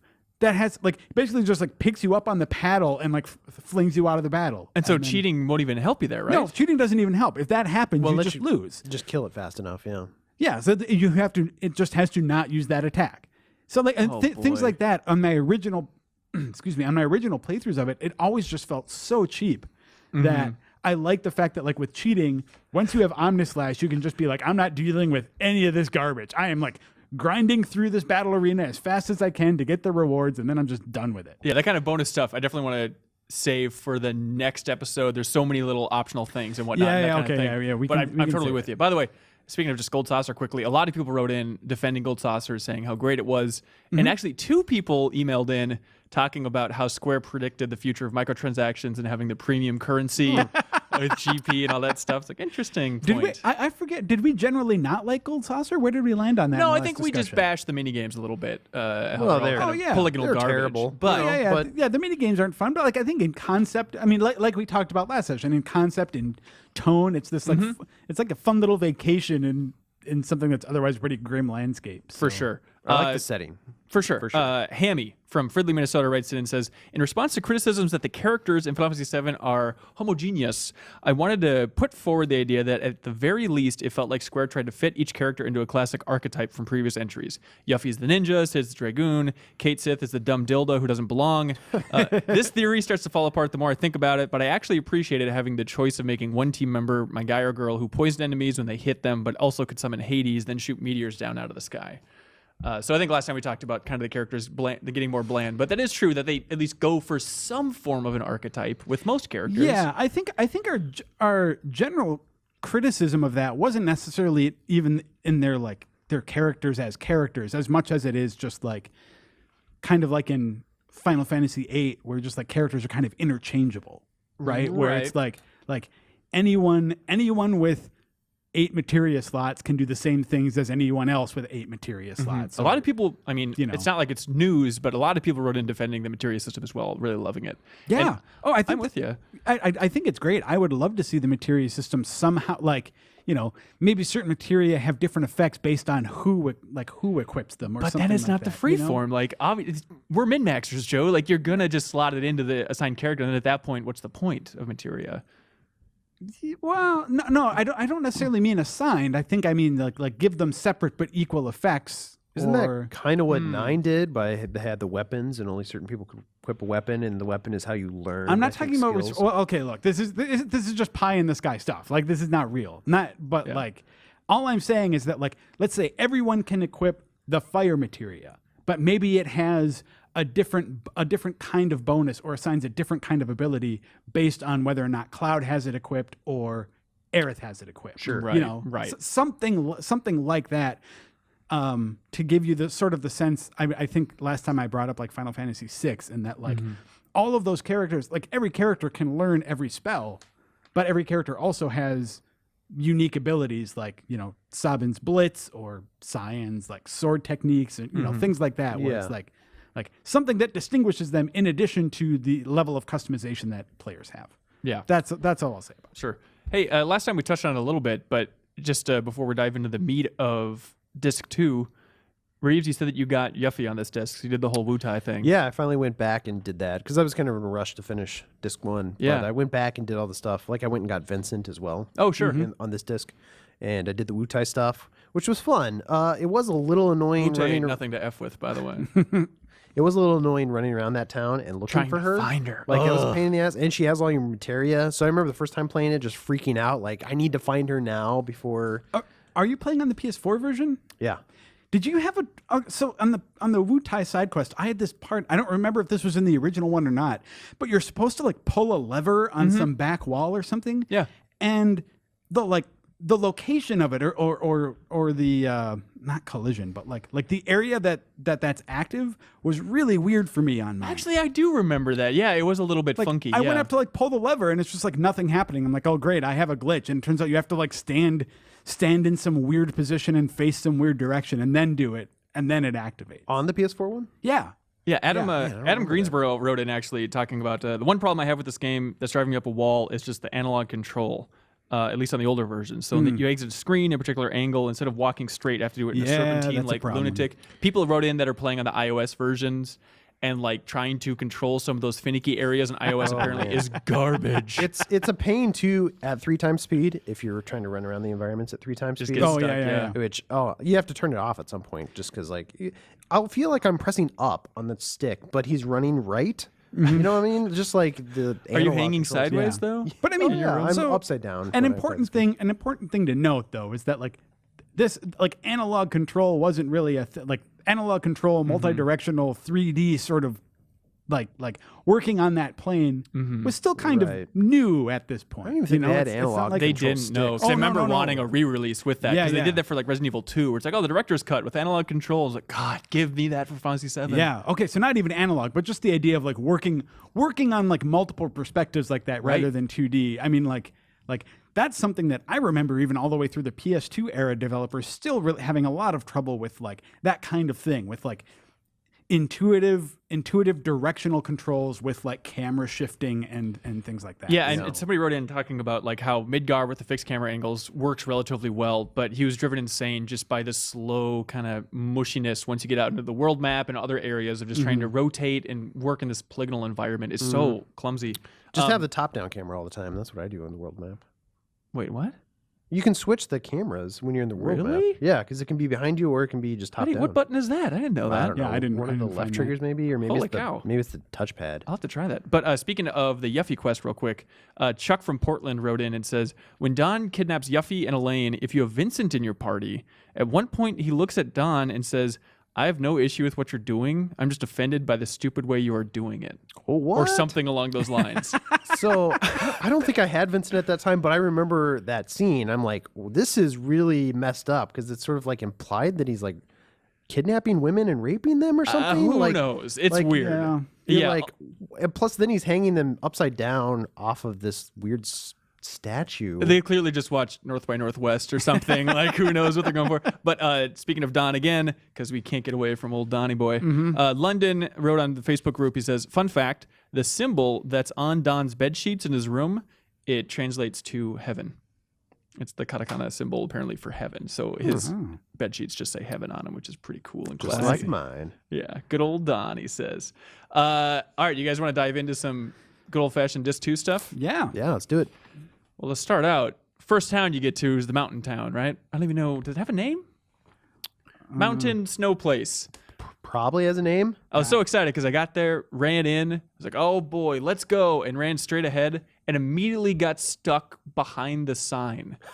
There's like a sign like, welcome to Snowtown Place. And I was like right to the right of it. And I just could not get out. I couldn't move. I just had to load my game again and start over from the end of Disc 1. Like, all right, let's go up to the mountain town again. You moron. So it was a great introduction to all of Disc 2. You're not supposed to go up I to do. the sign. One thing I do remember about that was like kind of interesting and even I think a little bittersweet too is that like having just lost Eris, you get to that town and like one of the first things you do is like find that little hut where like her parents lived.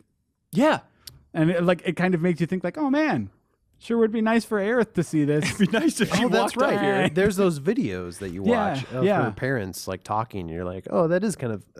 I liked that actually. I like those videos. Yeah. Yeah, so it's Gast, who I completely forgot. Like he's been referenced and kind of teased a couple times, but I completely forgot that Gast was her mom and Ilfalna, constantly wanting to film the little baby videos. I do like that one of the videos in that bunch, there's no video feed for it. Like, oh, I forgot to turn the camera on or something. So it's just the audio, but it's the one where like Eris is born, so in theory they just don't have to make the little baby polygonal model. I'd imagine is why they did that. So Ilfana is an ancient, right? Right. But Gast Yes. wasn't. He's just a normal dude. Yeah, He's he just a was normal a dude, scientist, yeah. like Hojo's predecessor in, Okay. in that science So, division or so something. technically, Eris is only like half ancient.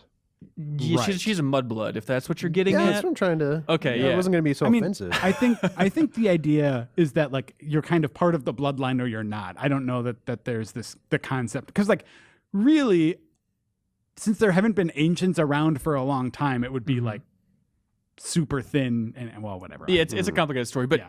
they do go into kind of the history with Genova as, you know, the crisis from the sky, as they call it, and that whole history with the Cetra up there. I forgot that they call the northern area Knowles Pole. This is one of the handful of things from 7 that I completely forgot, but like at northern town, it's called Knowles Pole. And so they talk about like how they were trying to be kicked out of Noel's pole and all this stuff. And Ilfana, who? like the Cetra, they were all up there. And then when Genova came down from the sky, from outer space, started infecting all the Cetra. And see, I wrote it down. Ilfana said before that the planet wanted them to leave the Noel's pole, and that the threat came disguised as their brothers and their mothers. It's a very confusing piece of lore. And I this don't is like, remember that. this is one of my big overall takes for Disc 2 is every time there's a little nugget of lore in there. I think outside of like Cloud's Past, I feel like Cloud's Past does a pretty good job. They explore that. Yeah. They explore it thoroughly, but everything else where they're trying to explain, I don't know if it's the localization or the original script, but it's a lot of me staring at the text on the screen, writing it down, being like, I don't think this makes sense. I don't know what they're trying to communicate here. Or the idea that like it's clear that like out of the game and on the page they have a clear idea of like what the story is and what happened. Right. And it's just that that's not necessarily clearly communicated. Right. That's some stuff that I really hope they are able to address in the remake whenever that comes out. Is the like to actually like identify those points and sort of blow them up a little bit, I think would be great. Yeah. Let's see. Matt from Akron, Ohio wrote in and says, my main complaint about the game so far is the terrible dialogue. I mean, the story is interesting and there's a compelling arc here, but the moment-to-moment dialogue is cringeworthy. I can't tell if it was written for 9-year-olds or by 9-year-olds. Whoa. Come on, man. He says, thanks again for the game club. You incentivized me to play a game I've wanted to play for 10 years. Oh, so I'm that's glad nice. he's playing. Yeah, glad you're playing. Sorry for the dialogue. Is the dialogue that bad? I guess it hasn't bugged me at all. Really? I mean, there's typos here and there that we call out, but it is just like when they're trying to explain that any lore nugget, I just feel like it's murky. I don't know what you're That trying to get at. criticism I totally understand, but like saying the dialogue is bad, I mean, it just feels a little dated. I mean, for the time though, that it was more than acceptable. I think Right, it was It's not exceptional. over blood levels or something. Oh, I mean, no. I think that there's a degree of time and place in it too. Is that like prior to this, before all you had was the dialogue and some basic a handful of different like sprite animations.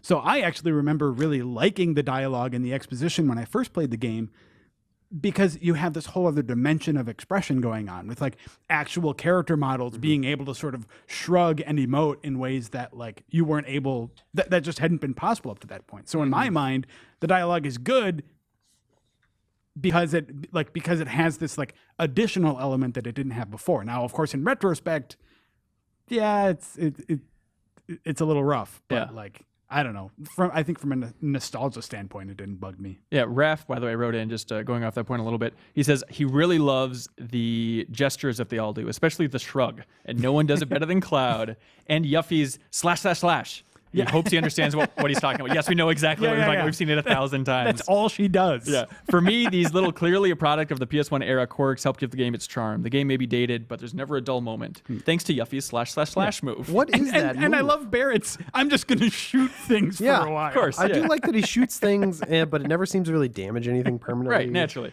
I do love, getting back to the mountain area, how Barrett seems to go back on everything he stands for. When they get to the mountain, because it's so cold, he has a line where he's like, God, nature really sucks. It's freezing up here. He's like, maybe Shinra does have a point. He's like, oh, what am I saying? He's like, just because he's cold for the first time in his life, he's like, I take it back. Hey, that's all how those I feel people when I I'm cold. murdered.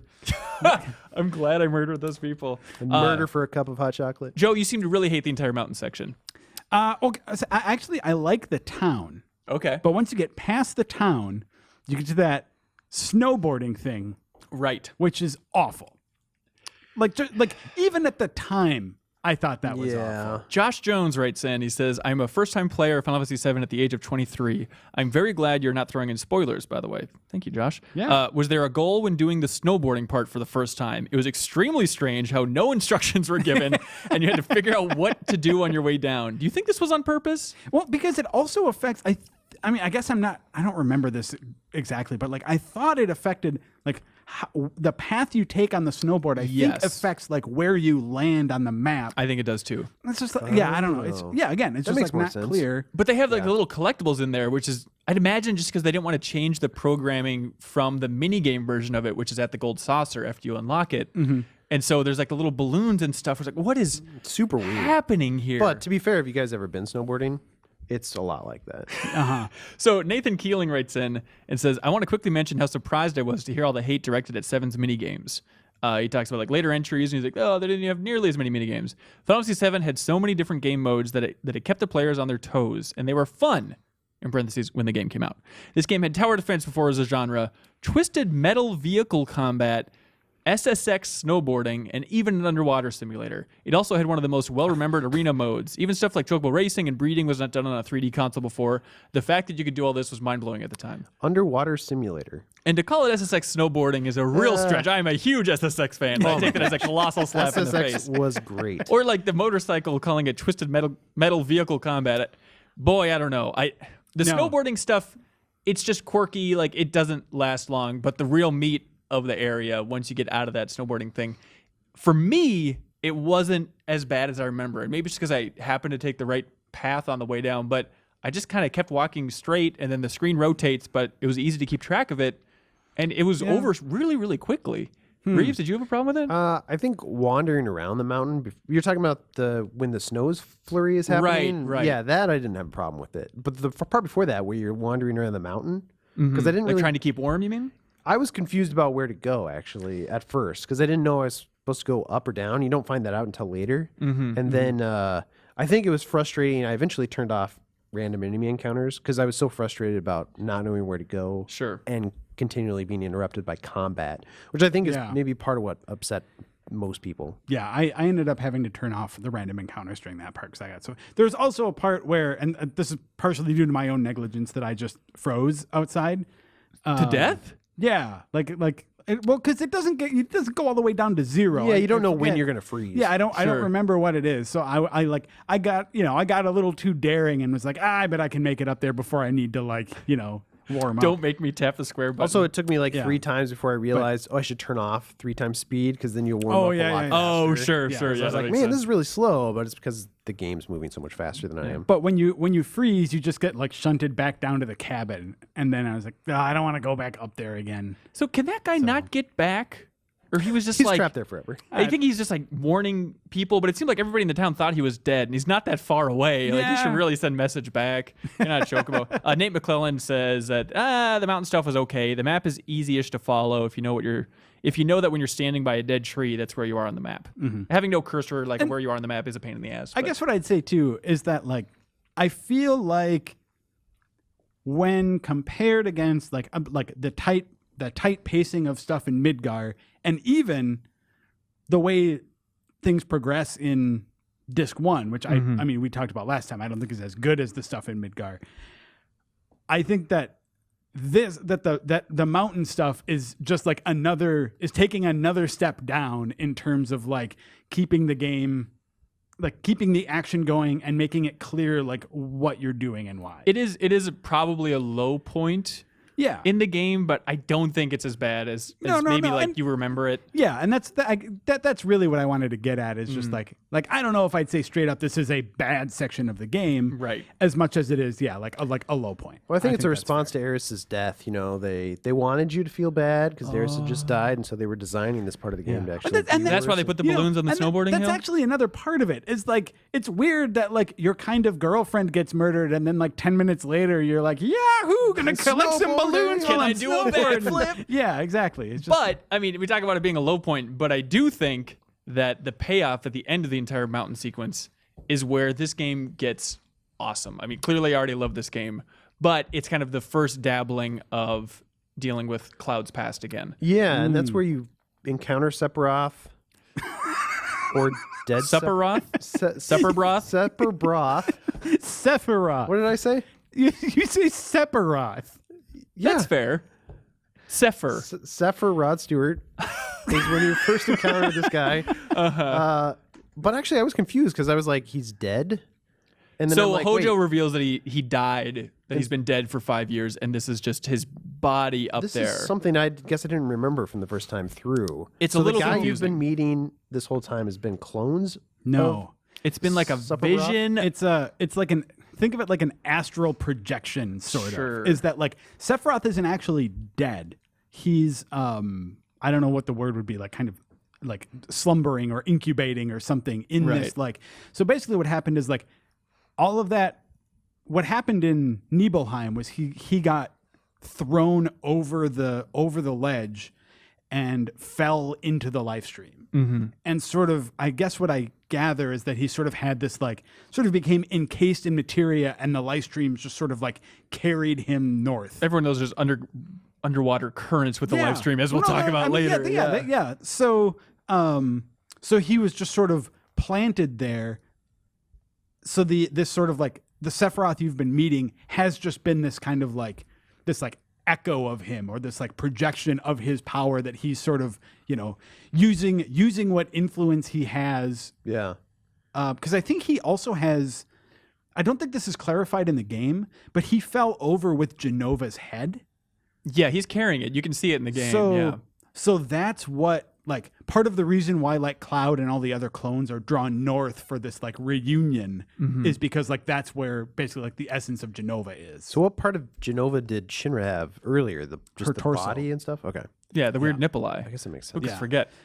So you go up and you see the first. So talking about like the astral projection version of Sephiroth, I think it's interesting because we talked about how he was flying around in the last episode and how confusing that is. This time he's just like disappearing in and out of reality. He like warps you guys back to Nibelheim again. Like it's just a confusing element of like, does he obey the laws of physics? You just have no idea what's happening. Yeah, which I love because like before this was a popular thing in games, it almost has like a kind of Lovecraftian bent to it. Sure. Because like Cloud, at this point it becomes more and more clear that like Cloud's grasp on reality is tenuous. When he's walking on the ceiling, it's a subtle clue. Yeah. Yeah. So Cloud, Cloud's not all there, and then like Sephiroth, this like menace is suddenly just seems completely omnipotent, and you're just like, Yeah. yeah. It's weird that the live stream carried him up north, but then later on it carries Cloud south. Well, everybody knows good guys go south, bad Sure. guys go north in the live stream. It's the way the direction works. Well, no, I mean like it's not like the live stream is a river. I think the idea is it's like the like the wind patterns or something. Yeah, you ever seen one of those wind maps on Earth? It's all over the place. course. Yeah. But also I love when the team kind of unites is maybe a weird word, but meets up with Rufus and Hojo in that kind of northern shrine. And Cloud's just like, hey, this is going to get rough, you guys. Like, we don't know what's happening here. And Hojo is so excited to see Sephiroth there, and he really starts laying into Cloud again, calling him the failed clone. And then I forgot about this moment, but Cloud just gets... Believe it or not, Cloud gets weird. It's kind of a theme for the second disc, and starts like begging Hojo for a number. Like, please don't make me a failure. Give me one of your that's numbers. right. It's cool. Like he just wants a number, like that legitimizes him. Which Right. is super Yeah. weird. Yeah. Yeah. So, I mean, this is when the game starts to dabble with getting surreal, really messing with your mind. I forgot, and it's going to come up a lot later too, but I just forgot how bizarre and bold this game is, just visually, and how surreal it is, and how it's crazy. Like, you remember 7, you remember like, oh, Midgar, stuff like that, but you forget like the weird abstract white planes of existence with Tifa running around confused. There's so many little touches with that I think is great. Yeah. So, Weapon awakes in the Northern Crater. Well, multiple weapons awake in the Northern Crater. I guess so. Does that happen then though? Yeah. Yes, that's when the weapons get out. There's a really crappy animation of them on the high wind trying to stay on it, and then you're out for 7 days. Yeah. So one thing I want to bring up about that sequence actually is I think, and talking about potential for the remake again, there are actually multiple weapons that are not fought in the game, and I think that we get a glimpse of one of them in that sequence. I think it's... Oh, really? Yeah. Do you know how many there are? So the ones you fight in the game are I'd be amazed if you can name these. Diamond, Okay. Ruby, and Emerald. But which ones are optional though? And Ultima weapon. Yeah, Ultima's the one that's like hovering above the water and stuff. Yeah. Right. So those are the 4 that you can fight. I think, is there another one? Anyway, the point being is that I'm trying to remember, there's also a sapphire weapon that's referenced, and I think that's the one that you see briefly in the cutscene. I could be totally wrong about this. Referenced where? Like there is a weapon that you see in that CG cutscene that I do not think you fight. Oh, like That- maybe they that prepped it for the wakes up. cutscene and then it just didn't make the game. Yeah, something like that. So Sure. I'm hoping I forget the other one. I'm almost sure that as I was reading, there were like 2 weapons that are sort of like referenced in the lore that you don't actually encounter, Sure. So this DLC, is you think? or just like part of the Oh yeah, never mind. I mean, for the remake, it would be nice to sort of. Oh yeah. fold No, them that'd be a good addition. But, so there's only really the one that you fight in the story though, because the others are optional, aren't they? Right. Yes. Yeah. There's one you have to fight in the story. And you don't even get to kill it. Yeah, that's the one that gets killed by the Sister Ray. Yeah. That's coming up later. We'll get there. This is my favorite part, I think, of the entire game is waking up as Tifa. They lift the blinds in the room in this awesome video. It's like, oh, welcome to hell, Tifa. You've been out for 7 days. This is what we're dealing with. Like, the team is disbanded. You don't know what's happening. There's a meteor bearing down. And then you're immediately put in, like, an electric chair or, like, a gas chamber. Like, all right, see ya, Tifa. It is the best. Just clouds gone. No one knows what to do. It's chaos. It's this weird power vacuum within the party. And then you're trying to break out of Junin and all that stuff. Yeah, I thought that seems cool. There's a weird like Tifa. Was her name Scarlet? Yeah, It's like a slap fight, which is like so super weird. We've seen Tifa kick a lot of ass and do like backflips while kicking enemies and stuff. Yeah. And then And like pile drive robots, and then it's like all of a sudden it's like let's get our nails out. Also, it's really- Scarlet seemed kind of like a badass. I'm like, why? I don't know. It just seemed super masochistic, or not misogynistic. misogynistic? Massage or Sephirotheristic. We're the same round. Also, then Tifa like falls 1,000 feet at the end of that sequence, and then obviously is saved by the high wind and all that stuff. Well, Back to the Future 2. Very much so. So talking about Meteor being summoned, Tony Dungan writes in, I thought it was interesting how much Meteor was described from previous Final Fantasy games, namely 4.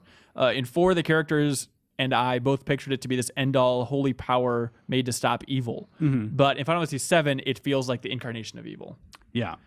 Which is, God, it's been so long since I played 9, but I remember being fascinated because it's like, holy is the ultimate materia here, and Meteor is the ultimate dark materia in 7. And then I feel like in 9, it's Ultima, right? Ultima, you don't get to cast in 9. That's what I mean. Yeah. Ultima is like, it's kind of weird as I remember, because like Ultima in 9 is just like a spell that Kuja uses against you. Right. It's just interesting, like in the Final Fantasy lore, how these different spells have varying degrees. Sometimes it's like untouchably powerful. So other times it's like what you use on a frog on the It's world just a map. thing. Yeah. Well, yeah, and it's kind of weird in like between 4, which he's talking about, and 6, or and 7. There's 6, which has Meteor as a spell, which is super cool in that game. But there's also a version of Meteo, or there's a spell called Meteo in that game also, that is a lot more like the Final Fantasy IV version of just like some fireballs kind of raining down. And it's weird. Sure, why not? Yeah. So this entire sequence, we got to talk about, what do you think they're going to do in the remake? Do you think in this section, because they talk about like how it's going to have different perspectives, do you think you're just going to play as Tifa in, the second installment For of like the 7 one remake? episode, maybe it just plays Yeah. her. Like that'd be cool if they do that. I mean, I remembered it being longer that you controlled Tifa. It's really not that It's long. not that well. It in depends 7. how long you take to get to that town. What's it called? Not Costa del Sol. but Medial. Medial. Yeah. Right. I guess you can, because Because you could take a while if you don't know where to go. It's pretty ambiguous as Yeah. far as where to go there. It's like Red 13 just says like, hey, I heard, sometimes the live stream carries people someplace. All right, bye. Yeah. But I mean, the only clue is like the only town you couldn't get to, I think. Yeah, it's one of those things. It's like, well, I haven't been to this town before. Wait. Right. With now that I have the airship, I can get there. Yeah. Oh, yeah. Okay, yeah. So I think that's what. But like, what I did is I just kind of flew around wherever I've been. Yeah, Right. This ties into one of my complaints back from the first disc, though, too. It was just like, there's no story reason necessarily that's like driving you to that town. Like, you don't know you need to go there. You just kind of on a meta level need to go like, well, what is the next place I can physically access that I was not able to get to before? Well, we got to Steven who writes in and says, first off, absolutely love Game Club. Nostalgia is quite the love bug. Thank you. I agree, Steven. The criticism of, quote, going from place to place with no rhyme or reason in the overworld is actually one of my favorite parts of 7. It truly makes the game feel like this incredible odyssey where you're hopping from place to place, hoping you scrounge up more information along the way. I actually think it waters down the explorative quality in a game when it's like, we got to go to X next because that's where Y told us to go so we can figure out Z. In fact, I actually hate how you just know where to go next in modern RPGs. So that level of exploration, I guess it makes you soak in the world a little bit more. But you like RPGs to have like the very clear beat to beat. See, I think that there's a balance to be struck, because I agree, if there's no like incentive to explore, it does take something away from it. If you've always just got an objective marker saying like, go here at 600 meters away or something like that. Right. Always having the like Elder Scrolls compass, But pointing all where to I'm go. I think my bigger complaint from all that was just the sense that like the party in general felt like they did not know what they were doing or why. And it's not necessarily like every step of the way you need to know exactly what's next. But it's just like, it seems like all they ever had to go off of was like, well, let's find Sephiroth. Maybe he went this way. Yeah, You know? and I feel like in the first disc they do a good job of constantly resetting the story, like we talked about. In the second disc, Yeah. I feel like it's like this huge materia thing, which I'm still a little bit confused about. Maybe I'm an idiot, but sure, everybody needs this huge materia to take out Sephiroth, sure, but just they don't reframe the larger picture story much at all. Yeah. It's just a series of little chop out quests, little quest here, all strung together, and a lot of it's really cool. I actually liked all the quests. I don't know if it was just my approach to this. I thought it's a weird thing to say given what we've just said, but the pacing felt better to me. But Yeah, after, a lot of people actually said that. Yeah. After you get to Mediel, I think the pacing is better. Well, I mean, talk about pacing. Also, I feel like I forgot how much in Disc 2 you're just sitting back and watching. There's little interactive moments, like when you go back to Cloud's Past again and the full reveal, like you're literally just walking 5 feet and kind of talking to somebody and then triggering the next moment there. Yeah. But there's a lot of just non-interactive stuff. And that whole, I love how they treat that sequence, because like it's not even so much of like, it's not even gameplay. It's just like, it's this long reward. It's like them just sort of finally pulling back the curtain and being like, all right, you've gotten this far, sit down and get ready to take some stuff in, because we're gonna. And I thought that they do a really good job of like, for a game that sometimes is a little bit spotty or inconsistent in its explanation, felt like they did a great job during that section of like explaining, this is what happened, this is why it's significant, this is what's really going on, through that whole like Nibelheim flashback stuff. yeah, for sure. I think that's definitely one of the strongest moments in the game. Like when you're in the live stream with Cloud and you're trying to piece back together the three disparate parts of him, and like the weird see-through version of Cloud is freaking out, which I guess is the real version of Cloud ultimately. And when it all sort of like comes together and shrinks into, you get this sense of all of like assembly all of a sudden. I thought that stuff was really cool. Actually, that's one of my favorite moments from the game, and I thought that stuff happened right after the mountain stuff. So it was interesting to see that there's actually a lot of stuff that happens between that, like with Tifa and then Sid leading the group. Yeah. Right. I think the 'Cause all that Rocket stuff stuff comes happens- after when you go back to Rocket Town. Yeah. Well, there's Wait a you go. Tifa meets up with Cloud, and she's like, Cloud's a like potato at that point. And Right. she's like, I'm gonna hang out with him. Yeah. You guys should go on. Oh, and then you do control Sid. That's right, but then becomes the I'm leader. confused because then you need Sid in your party later when Cloud's back to go into space, Right. which we can talk about in a bit.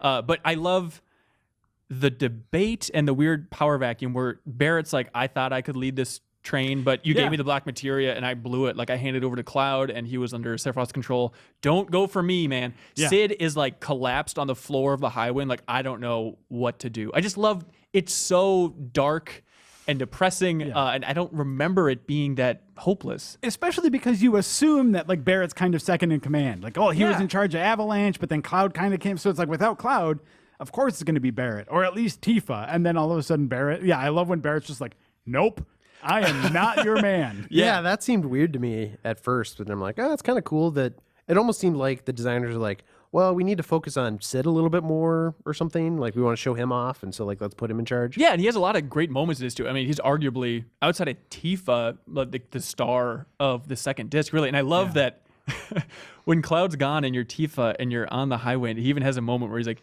hey, just to be honest, like I wasn't the biggest fan of that guy. There's a lot of like subtle dissing of Cloud.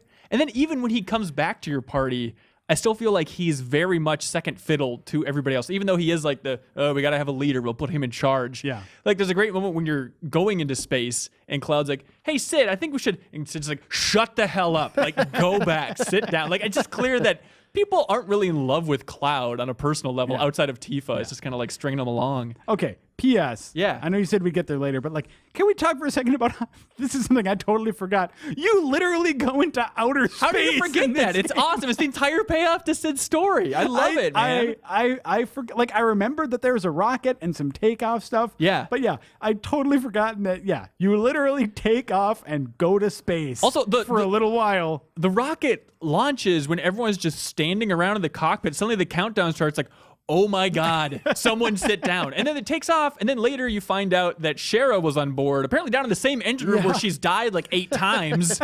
And then you get into outer space and it's that great moment. Basically Armageddon. What's weird about that is there's this like huge space scene in Final Fantasy VIII, right? Yep. And I remember thinking like, oh man, space, like this is cool. We're actually in space. But that's weird because I played Final Fantasy VII before 8. So it's weird that I wasn't like, oh yeah, I did this in 7 too. I totally forgot about it. Like must be like a year after I played it. It's pretty quick. I think part of the, I mean, because you've also, that's sort of a recurring thing too. You go into space and like you go to the moon in Final Fantasy IV. Like it's not a brand new thing. But I think it's forgettable in 7 because it's like you don't do anything there.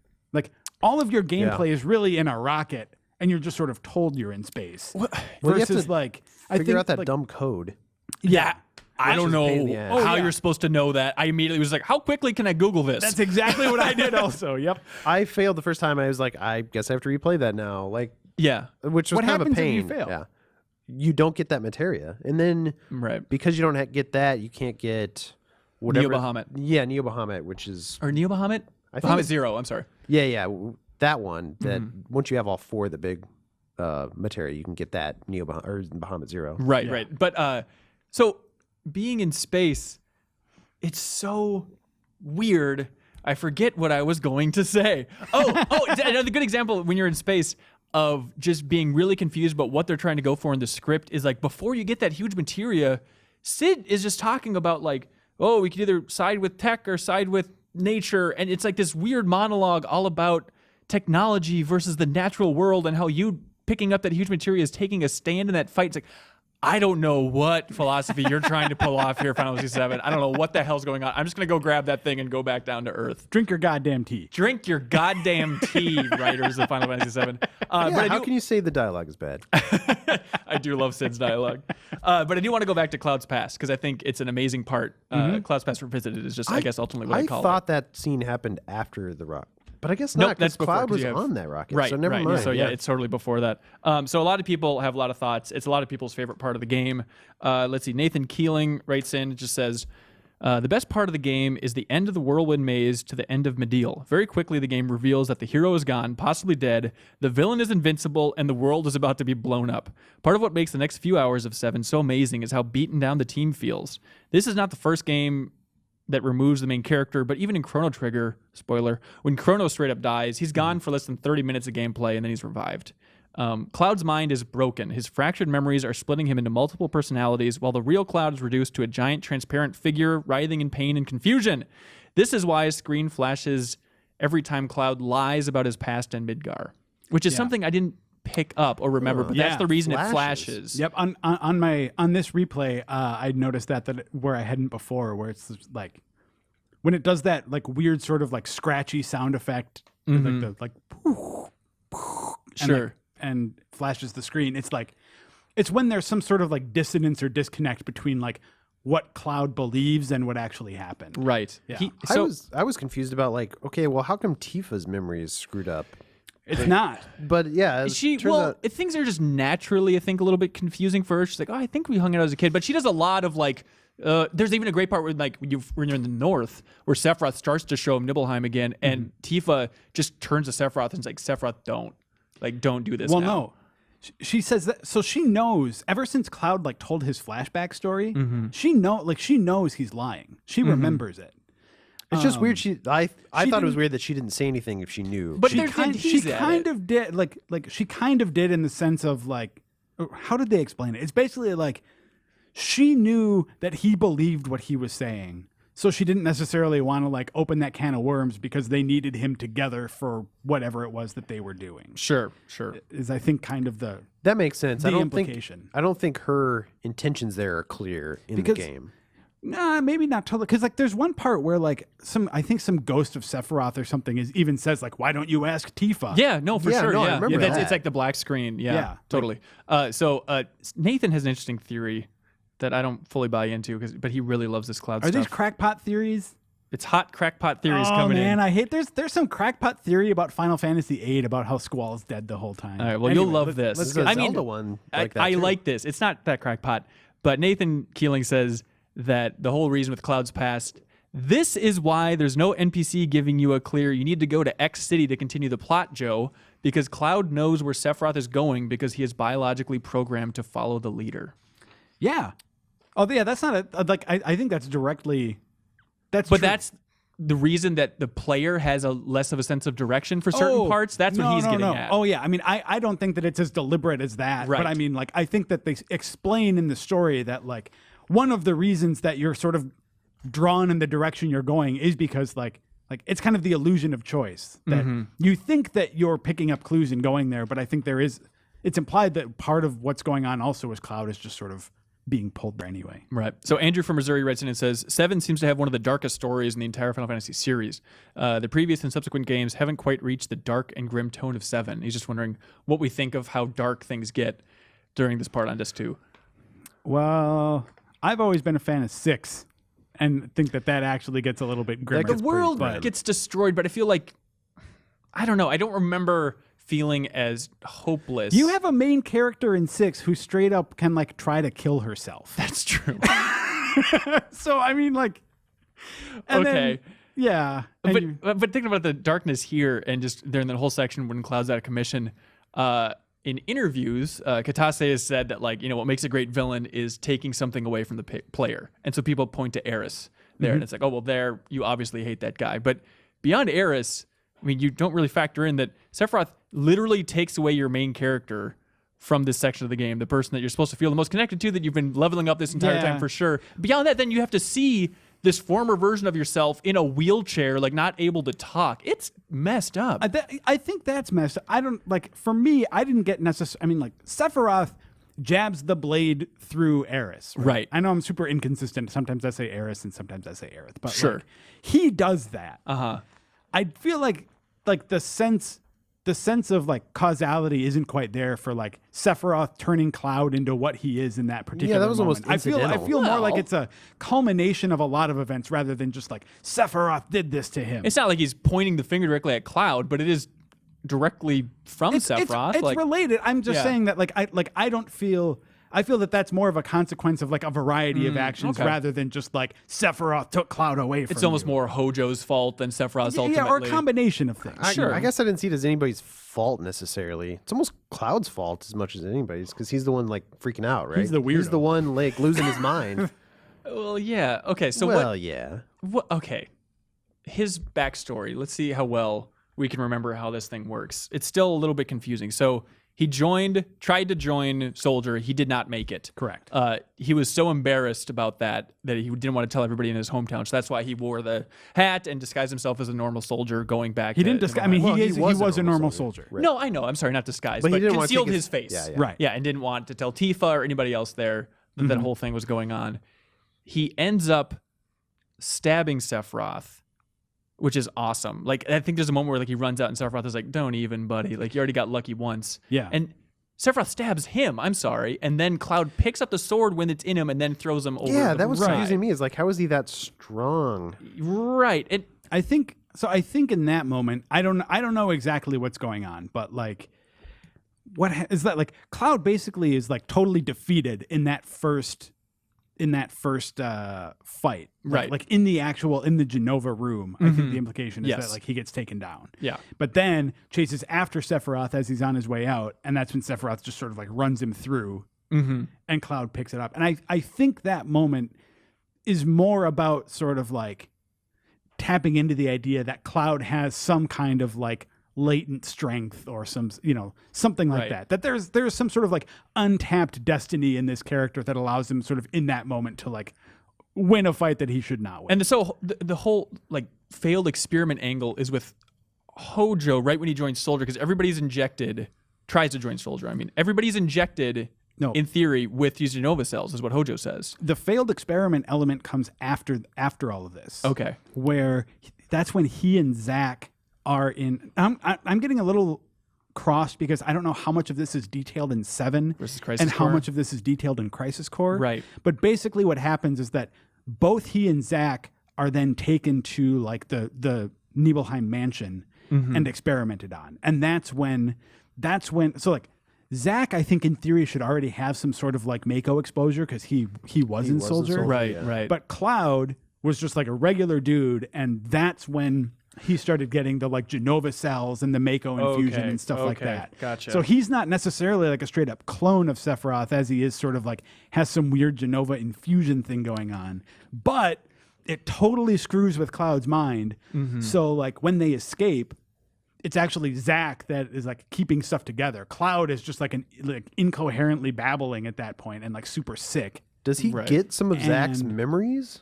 Or is No, that there's a detail in his that I caught craziness? this time where they mentioned that like Genova's cells will really mess with your mind and kind of convince you that you're a different person or change your personality. Yeah. And so that it's just Genova's cells messing with them. Yeah, I mean, ultimately. I think basically what it is the idea that like in the sort of aftermath of that experiment, they basically sort of like demolished Cloud's mind, and in the wake of it, as it was sort of reforming, it was piecing together pieces of Zach's history in addition to his own. So it's like as soon as they escape, Cloud's in a bad way, and that's when Zach is doing all of this like awesome stuff. That's when Zach ends up dying. So I think during that whole When they're period, escaping? Cloud is sort of getting his wires crossed in terms of like what's him and what's Zach doing. Yeah. So by the time he gets back to Midgar with like the Buster Sword and all that, he kind of just ends up believing that like he was Zach. Wait, Right. was that in this game? I don't not the remember that mansion stuff. stuff. Some of that's in Crisis Core. Yeah, a lot of it's kind of implied. So Raph writes in and says, I was very happy with this too and its improved pacing, as well as some of the story revelations, particularly the ones involving Cloud. Learning the true history behind his past made me appreciate the character a lot more when he was shown comatose in a wheelchair. My favorite moment in Disc 2 has to be when Sephiroth shows Cloud the photograph in Nibelheim. My overreaction was so strong that I got a cramp in my right calf. I don't know what you're doing physically where you see that picture. Just stand up, start screaming. He also notes that whole scene where Tifa and Cloud escape Medeal is downright hilarious. You don't expect me to take it seriously when they look that way, do you? It is weird. I remember that too. Like the art style in the whole scene where Medeal's cracking up and the live stream's popping through, and she's like running with the wheelchair before they fall into the live stream. The animation and the art style is completely different from any other FMV in that game. No, there are a couple where they kind of there's the super like it is in the Aerith death scene where it's like they totally like realistically do the characters. There are a few cutscenes where they kind of CG the polygonal versions. I of hear them. you. It's like I even think the one where Tifa falls off the Sister Ray and stuff. Yeah, I think yeah, she's yeah. animated that way. I still think this is a different art style beyond that. I think there's another variation, and it's this weird thing. I would have to go back. I'll and have look to go at and it again. relook. It didn't Yeah. strike me as different. I do remember it being, I don't know, hokey. Is that the best word? Like the animations were awkward. A lot of the animations the wheelchair in stuff FMV looks is weird. Which, It's- yeah, yeah. but maybe it's just because like what they're doing and the way they're running while things are collapsing just makes, I don't know, that more exaggerated I like that and silly. doctor died. Like a lot of people in Medeal died, including in theory the doctor yeah, went to yeah. a live stream, unless he's also put in a crystal up in the He northern might area. still- well, I think he's gone. there are some people that are alive in like some little area. up- Yeah. Oh, up. It's weird because I thought that town was gone, but then if you come back later, there's people there and still selling things. Like yeah, their in front of inventory's this changed crate a little bit, but yeah, yeah. But there's like there's a shop that's kind of like up a ladder or something there that had some people that I thought died. I don't remember if the doctors. Yeah, I think the doctor's super dead. You can see his corpse floating in the background. Oh, yeah, on the yeah, live yeah, stream. probably, It's yeah. classic stuff. So we asked about like favorite moments. Randolph mentions one we already talked about. Sid finally realizing his dream of going to space. Yeah. I mean, just having that music, the dun dun dun. I could be staring at a black screen and still be like, "F yeah, your dream's coming true, Sid." Adam Clark and Nate McClellan both mentioned that their favorite moment is Weapon waking up and coming out of the water on the world map really and cool. walking towards Midgar. Yeah, that's pretty cool. It's so great because you're leaving, at least for me, I was leaving like Bone Village, I believe, and then getting into the Highwind, and then on the world map, a little dialogue thing pops up, which in itself is crazy. And it's Cloud saying like, what's going on? And then it cuts over, and to see like that kind of interactivity where you don't expect it on the world map is so cool. Yeah. I also want to just say how much when I remember when I first played this game, how awesome the idea of weapon seemed to me. The idea, like, These guardian figures. well, yeah, because like they talk about, the planet, has like, you think about the planet as this entity, but it's as sort of an inert entity, right? I really loved the idea of like, no, the planet isn't just some inert thing. Like the planet has an army. But as they also explain later on, like, hey, the planet's kind of a baby. It's kind of a little teenager. So it's like, a kid So warrior. they're punk ass. Yeah. Yeah. 'Cause, I mean, these are basically the planet's white blood cells, right? Yeah. Yes. Yeah, that's a good. They're that's a going good to, like, analogy. Reeves, that's the best analogy anybody's ever made. That's really good. You really yeah. did it. All right, I'm out. But two of my favorite sequences on this disc are just the cutscenes of them trying to fight the weapon. Like when they're in Junin, it's coming, like cutting between the FMVs of that thing coming out of the water, and then just the like polygonal characters running around, or Rufus trying to react to it. Like the pacing and the music during that entire sequence is awesome. I love the soldiers are also a little bit jokey again in Junin, which is my favorite. Wait, and then, is that the scene where you get on an elevator and there's a girl there and two Yeah. soldiers and they're like, "Oh, we get to take her on a date." The like, whoever last guy beats standing. Cloud, yeah. I was like, "What?" But then there's a is moment where they're this? like, "What if we're both left standing?" Like, we'll worry about that when we get to it. Yeah, Like, and then you're like, I'm going to threesome murder both joke. of you anyway. Don't And worry. then Right. I think she And then you seems super marry her. disappointed actually after you win, right? because you murdered people Yeah, in an because you elevator. killed Yeah, there were people like in the two good soldiers who were interested in. But the other moment is when the sister then is moved to Midgar, which I love, is just hopping around like wherever, put it anywhere. Yeah. And I love just how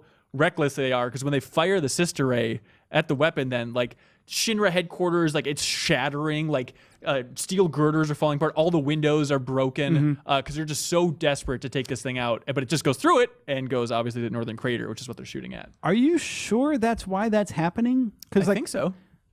I thought also because like weapon shoots a Well, that's barrage when of Rufus energy. dies. But Oh, this is okay, before okay. that. It's when just like they're like gearing up to fire the weapon for the first time. It's just like destroying a lot of things. You see Yeah. people like running away from it in Midgar. Oh I yeah, love I mean the idea it- that this thing's so strong. It's like tearing apart the city it's attached to. Yeah, yeah. And then Rufus dies. It gets shot. I love that shot of him and his close up of his eyes as Yeah. he's watching the bullets come in from weapon. Yeah. Oh, except he doesn't. well, he does, Joe. For the sake of our game spoilers. club, he totally does. We'll get into Advent Children in theory in the future. He's just in a dumb wheelchair with a bandage on his head. He got blown up. That entire tower got blown to bits. I know. I'm See, with you. this is my fear actually for the remake is that they're gonna like take the story and they're gonna be like, well, we don't want to just retell this story. We're gonna like try to add things to it or change things to it to like make new surprises and just make it way more complicated than it needs to be. Just take the story they have and clarify some things.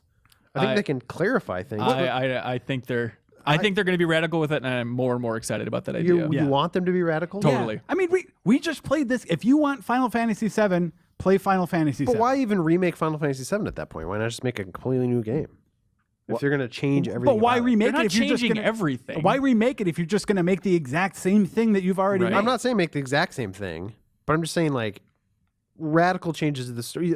Flesh it out some, but I feel I like mean, they're going to completely change some things. I don't know. I guess we'll see what you mean by radical changes. What changes would you be okay with, Reeves? Give me your threshold for annoying versus. Well, the stuff we were just talking about, like how confusing Cloud's past Script. is, Okay. and the script, like clarify some things, like what's the deal with the Guardians and the Weapons? Ancients, Oh, okay. like their history, like But that what stuff if- would be all fine. But stuff like What we're if talking there's a about bunch of Advent new? children? What if there's like, a bunch of new storylines with like Avalanche or something like that? The members of Avalanche. That's fine. Like you can flesh out their background. What and if stuff. Like, what that'd if be cool? Eris doesn't die in that part? What if instead she like turns around and punches Sephiroth in the face, I don't know, and then what- ends up dying like halfway through disc 2 or something? Oh man, that would be the best fake out. As if That like, would be an interesting As if fake like out. okay, now Tifa's dead instead of Eris, everyone, and you're I like, could- oh sad, and then Eris dies like moments later anyway. Later on. Yeah, I it's a would good love one. that if they messed with that moment. Sincerely, if they killed Tifa instead of Eris, I think that'd be an awesome weird twist. It actually- wouldn't work man, thematically as well, obviously. There are lots. No, I mean, Eris needs to die. Like that, Right, Like that. right. That is so critical to what's happening in the story. But Oh well, I Joe, think- why not just play the same game then? Why even bother remaking the game if you're gonna stick that rigidly not- to the script? Go on, Joe. yeah. So Tifa can't die. no. Eris can't. Right. Right. So I don't know about Tifa. What do you think of Tifa in Disc 2? I think Kate Sith could die Yeah. again and I don't know. again I and mean, again. I don't know that like. I don't know that Tifa stands out to me in particular in Disc 2. Oh, really? I think just her trying to grapple with Cloud's past and her being like the caretaker and be like, I'm not going to leave you. Yeah. I think that's really sweet. I mean, the moment at the end where they spend the night on the hill, probably make sweet love to each other while everyone's watching from the high wind. I think that's a great moment with Tifa. Okay. I get like I think yeah, from a from like not just Tifa herself, but like in terms of her relationship with Cloud and stuff. I like the way that I like the fake out where the game's like, hey, Eris is being pretty flirty with you. Maybe she's your new girlfriend. To like, I think that you get a lot of like actual sort of like payoff on the Tifa end of that in Disc 2, which I like because I mean like you get this sense of like Cloud being conflicted about it or something, and now he's like, you feel like he's maybe a little more all in with Tifa. And also, I mean, we talk about Cloud's past and revisiting Cloud's past, but I mean, you forget that section is also very much Tifa's past. Like seeing her crying in her room because her mom died, and then Her dad Oh, dies. yeah, I forgot about that scene. yeah, her dad dies in the town as well. And then it's also implied that they weren't as tight as they thought. Tifa like kind of ignored Cloud more I than actually she like that originally a lot thought. too. Yeah. Like she has this history that she sort of built up in her own mind. That's not actually true. Right. Like, I and thought she has that the was cool. crazy person correcting her. Yeah. Yeah, it's a different thing. But going on with favorite moments, Blake says, I thought going back to Midgar was amazing. The whole experience is so surreal, especially trekking back through the Shinra building. And Chris Kokken, I'm sorry, Chris, I forgot how to pronounce your last name, but you're the best. He says, I like when you finally have a showdown with Hojo. The fight itself is goofy as hell, but the amount of disdain he has for Cloud as a failed experiment really sheds a lot of light on just how worthless Cloud's existence was meant to be. Yeah. And I love like end capping Disc 2 with the return to Midgar. I forgot about that entire sequence about parachuting in. Yeah. Like that's the only way into That Midgar. looks so folks. cool, by it the does way. look amazing. Yeah. Yeah. Also, right before that, I'm a sucker for all these moments in games, Final Fantasy specifically, where it's like, hey, we're getting ready. This is basically the end of the road. And Cloud's like, I think he has a really great speech where he's just like, everybody needs to find the reason to fight. Like, this is going to be brutal. Everybody go off on their own. If we come back together, that's great. But find your reason to fight. Well, we'll see how it goes. And then you get the big reveal where everybody's back on the high wind and they're all like, they all chant together, ain't no getting off of this train. I love it. And the music, so I was like, genuinely, I was close to crying. It reminds me. I thought that was super hokey. I love that crap where it's like, no, we're all friends. We're going to die together. Did Let's your go. calf muscles spasm? It did. I don't know what was happening. But it reminds me of like the moment in 9, and I forget the context. You're in like the prison and you're like slowly trudging through. It's surprising how much 9's coming up, by the way, instead of like 10 or something. But you're like trudging through, and the song that's playing is called You're Not Alone, and you're like re-recruiting the entire team on your way out of this place. It's my favorite moment in 9. But going back to Midgar, what'd you guys think? I was surprised that some stupid vending machine that I had put some money in earlier in the game, like, ended up spitting out some items for me finally when I went back. Oh, weird. Yeah. didn't know It's that. like, yeah, when you like put money in it at first, and when you go there early in the game and you like bang on it and nothing happens, you go back now and it gives you, I forget what it was, like a speed source or something like that's that. cool. I didn't do stuff. So there's two different versions of going back to Midgar. I feel like there's going back for the story where you fight Hojo and that running through the tunnels that never end, Yeah. which is very dumb.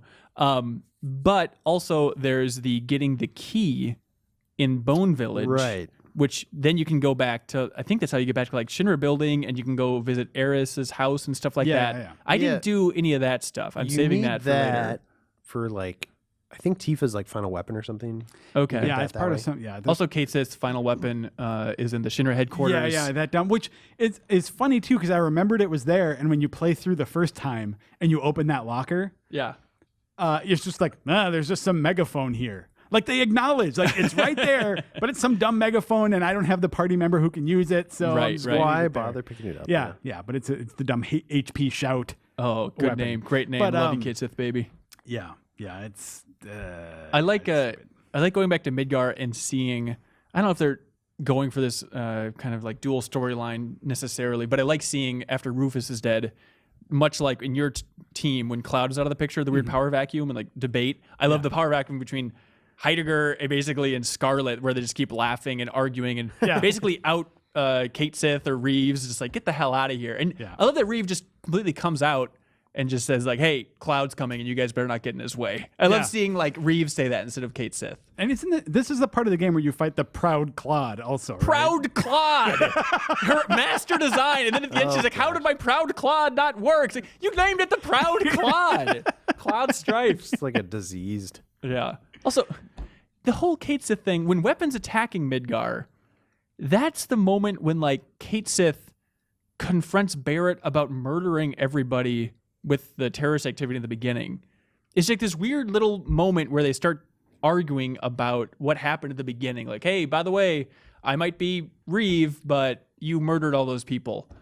There's so many moments in this where Kate Sith in the second disc is just like, yeah, I'm a spy, but anyways, let's keep going. And just throw him off the high wind. Like, get that jackass out of there.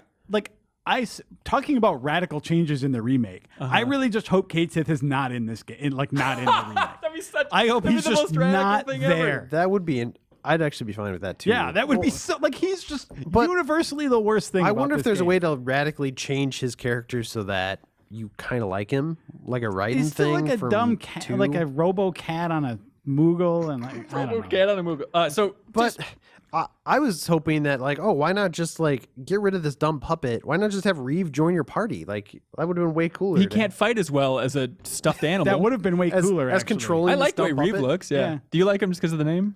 Yeah, I mean, I am him. Ben Reeve. But also, he's a Turk. Like, I don't know. He just got a cool. Like, No, he's not. He looks like it, but he's not. Oh, wait, he wasn't a Turk. No, I thought he was a Turk. He just wears a suit. I think he doesn't hang out with the. No, Turks. the only Turks we meet in the game are Sang, Elena, Reno, and Rude. Oh, this whole time I thought he was a Turk for some reason. I thought he was too, And actually, Vincent. but right. Vincent used to be a Turk. Vincent's That's an right. Before ex-Turk. Hojo did his weird experiments on Yeah. him.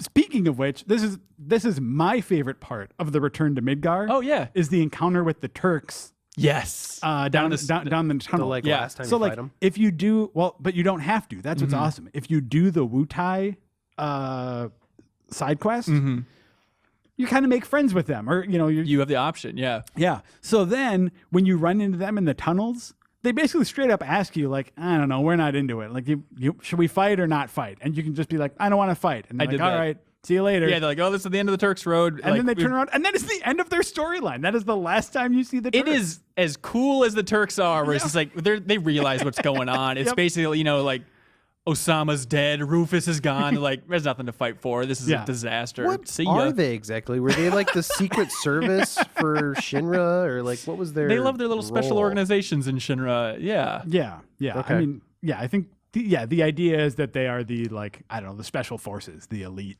The elite agents. They also keep an eye on Eris. They have a lot of different duties. They're They got all a over lot the of map. roles. So let's see. Jared Kane Corbett from DC writes in. He says, "My feeling is that each character kind of got an introduction, and then you never really heard from them again, save for Cloud, Tifa, and sort of Kate Sith. I played through Final Fantasy VII just last year, and if I'm being honest, I actually didn't think it held up as well as I'd hoped. I felt more characters needed their time to shine. Red 13 for me, it felt like a story was resolved just way too soon. Yeah. I'd have preferred waiting until disc 2 or even 3 to see him come to terms with his father's memory." Yeah.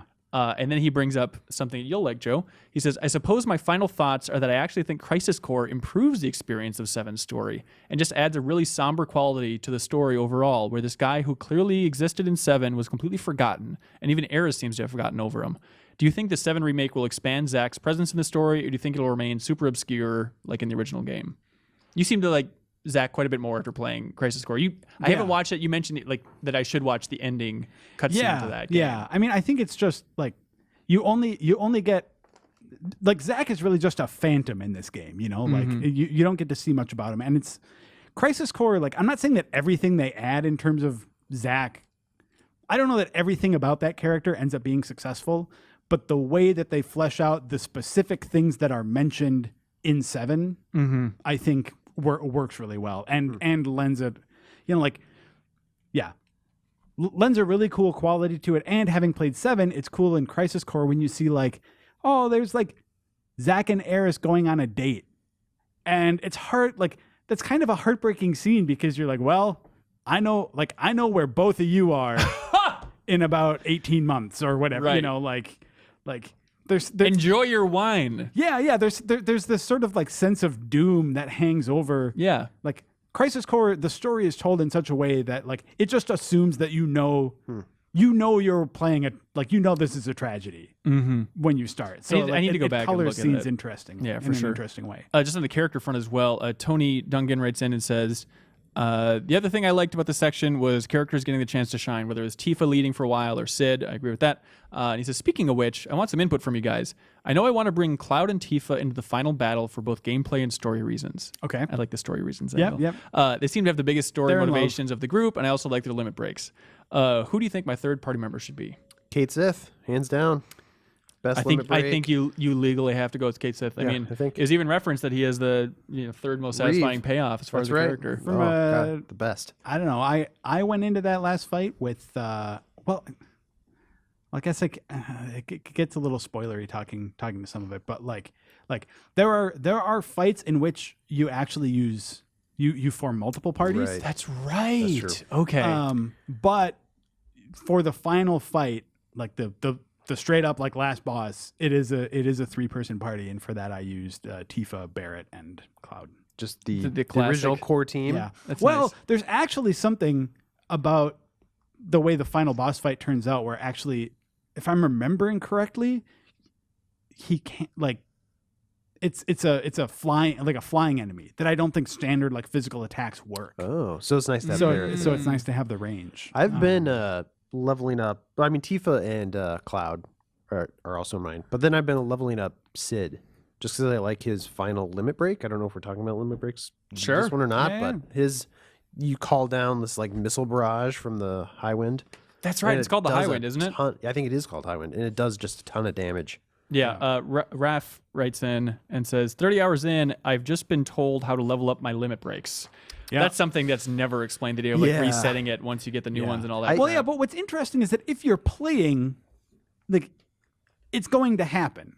Like, it's not going to happen for the characters you don't use, but like the characters that you use a lot will get their limit breaks. Yeah, and Apart from the fourth one. unlocked. It wasn't until Disc 2 that I realized I had to go into the menu and select That's it. and set That's the the separate set because I was like, I thought Cloud got his new limit break because that Yeah. does tell you Yeah. in the menu, but then I thought it would just unlock on the list when I go to limit break, but it never showed up. And then I'm like, wait a minute, isn't that unlocked? So I had to like go into the limit break list in the menu and change it, which is a good point to note if you haven't done that. Go do Remember to do that. I want to go back to something that was said earlier about the characters and sort of their storylines Oh, kind yeah, of yeah. terminating prematurely because Right. like this really struck me on this playthrough because on my first playthrough I used Vincent I thought Vincent was so cool, right?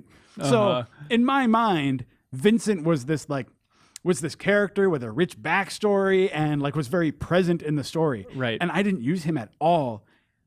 Well, practically at all, like on this playthrough. And he's just somebody on the highway to occasionally mumble and like something. I was really, and Red 13 was another one because his storyline terminates so early. Yeah. Is that like, and I wasn't using them. It's like, I was really struck by like in those sort of like closing moments as I was looking around the highway and I was like, who is this guy? Why is he standing Why? there? Like he's because like that's one thing that I think other Final Fantasy games have gotten better about over time is sort of like finding different reasons to insert specific characters in different moments, right? Totally.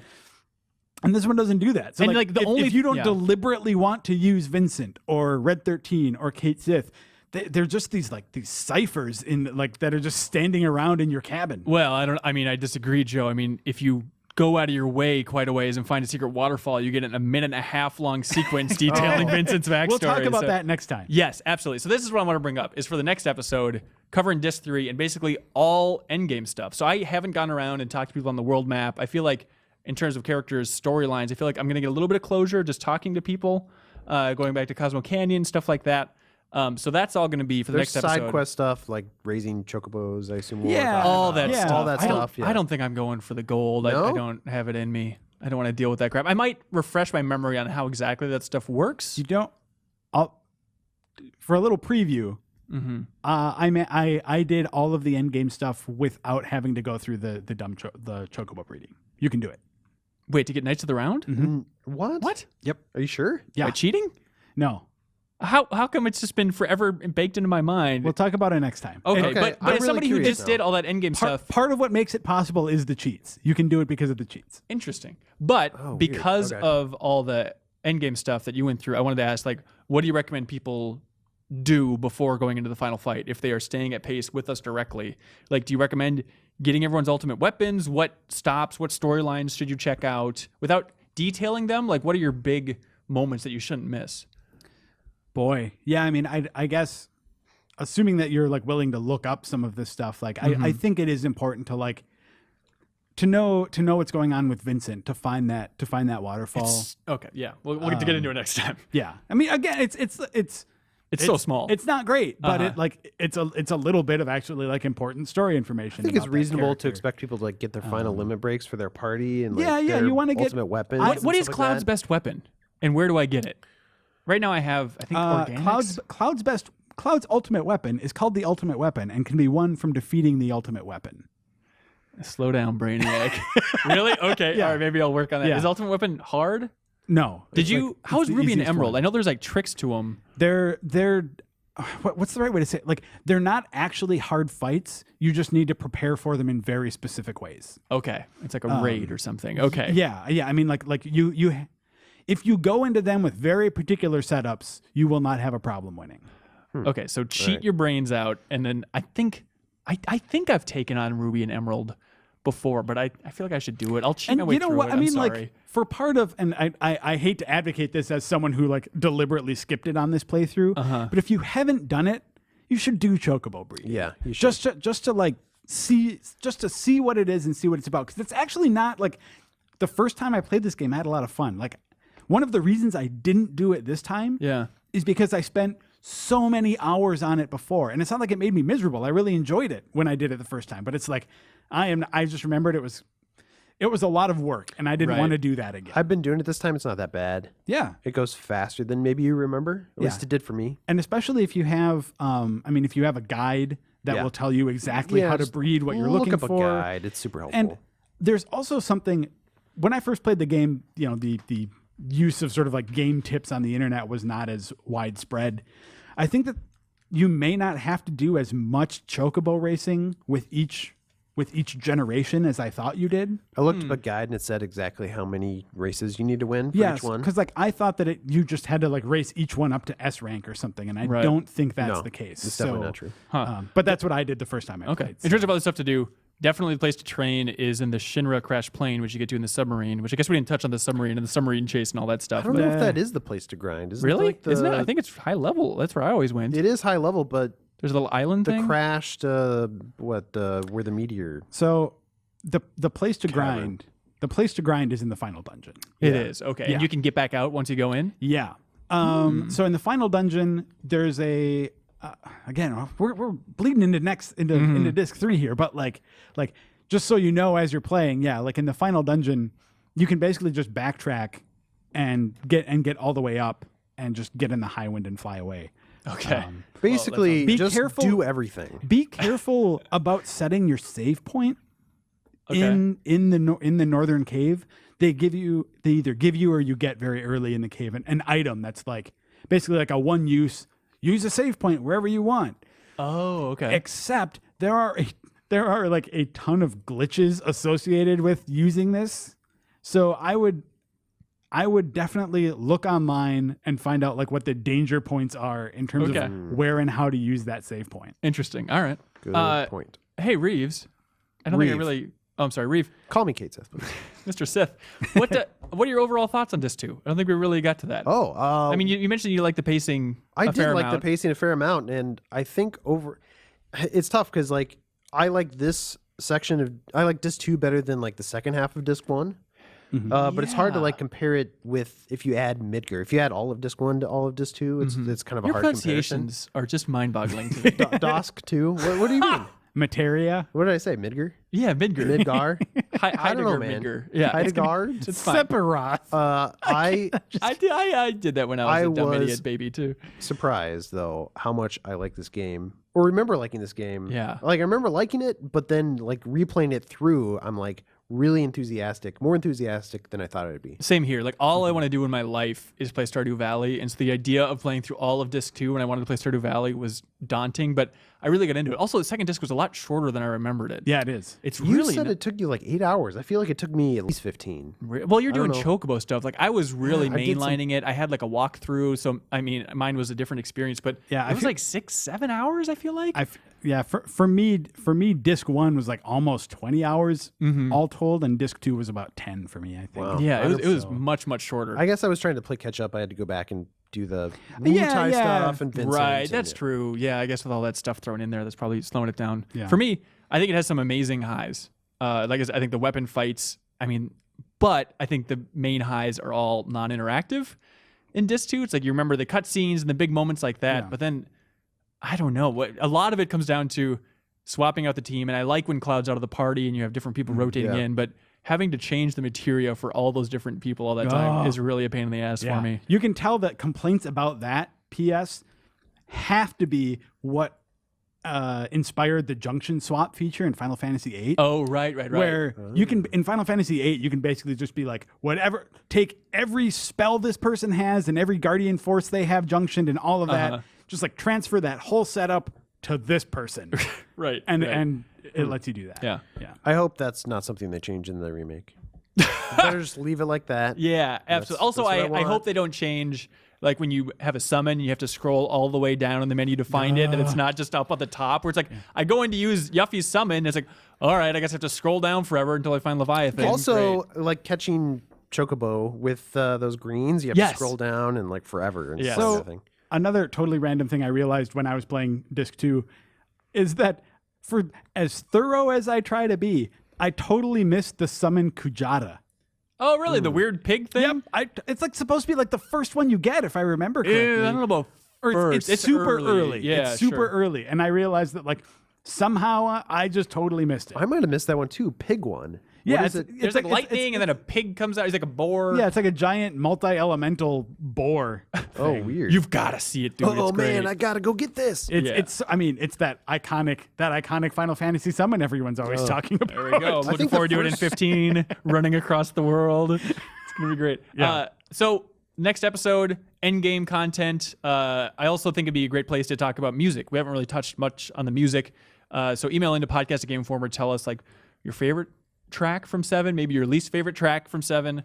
I want to know people's like favorite little side stories, like in the end game, who they talk to, who in what town is great. Let's say send in your second favorite music track or maybe third, because everyone's first favorite is the Cosmo Canyon theme song. Not Cosmo Canyon, but Cito's theme Whatever the is like the more interesting, beautiful version the of the Cosmo second Canyon one is theme. One Winged Angel. Yeah, that's what I was gonna say. That's Yeah, that's and then true. your on there. third, that's what we want to know. That's the Okay. really yeah. All right, that's fair. lesser known. Also, let's what do you think of 7 overall in the next episode at podcastgameinformer.com? Just Yeah. right, people have talked about what's annoying here and there, but like as an overall package, once you finished it, I would love to hear your thoughts. Yeah, this is our chance to synthesize, and like also like having finished it, like this is a game that is widely held up as like one of the best, if not the best, in the whole series. So like does that like how Does does it that hold up? assessment hold? Did How it does it change your rank? mind playing Yeah. through this game yeah, again? yeah, that's a good way to phrase it. So you think 2 weeks from now? That sounds good to me. Yeah. I mean, it doesn't seem like there's too much left. I Yeah. think Disc 3 goes pretty quick. Oh, there's even, just- this is a even with the dungeon. side yeah, stuff. Disc 3 is almost exclusively the final dungeon, but yeah, because I can't even remember other story some stuff of- that happens but- at this point. I mean, if you want to do the chocobo breeding, the battle arena, like the post game stuff takes longer than you think it will. So I think 2 weeks is a good amount of time. So March 31st, get caught up by then. Please send all feedback to podcast@gameinformer.com. Rebuttals for what we mentioned here, what you liked, what you didn't like, and then how you pronounce things. Oh my gosh. I'm actually really curious about how people pronounce like Junon, Nibelheim, Sephiroth. all the favorites. But please, all feedback to podcast@gameinformer.com. Thank you. We know it's been a long episode, so we really appreciate you guys sticking with us. And we've enjoyed this game club. It seems like some people out there really appreciate it. So Yeah, we're having a lot of fun. thank you, everybody. Thank you for letting us play this game. Thanks for watching and listening. Thank you for watching or listening to this episode of the Game Informer Show. Be sure to tune in next week when we'll have a new episode waiting for you. Bye. Bye. Thank you.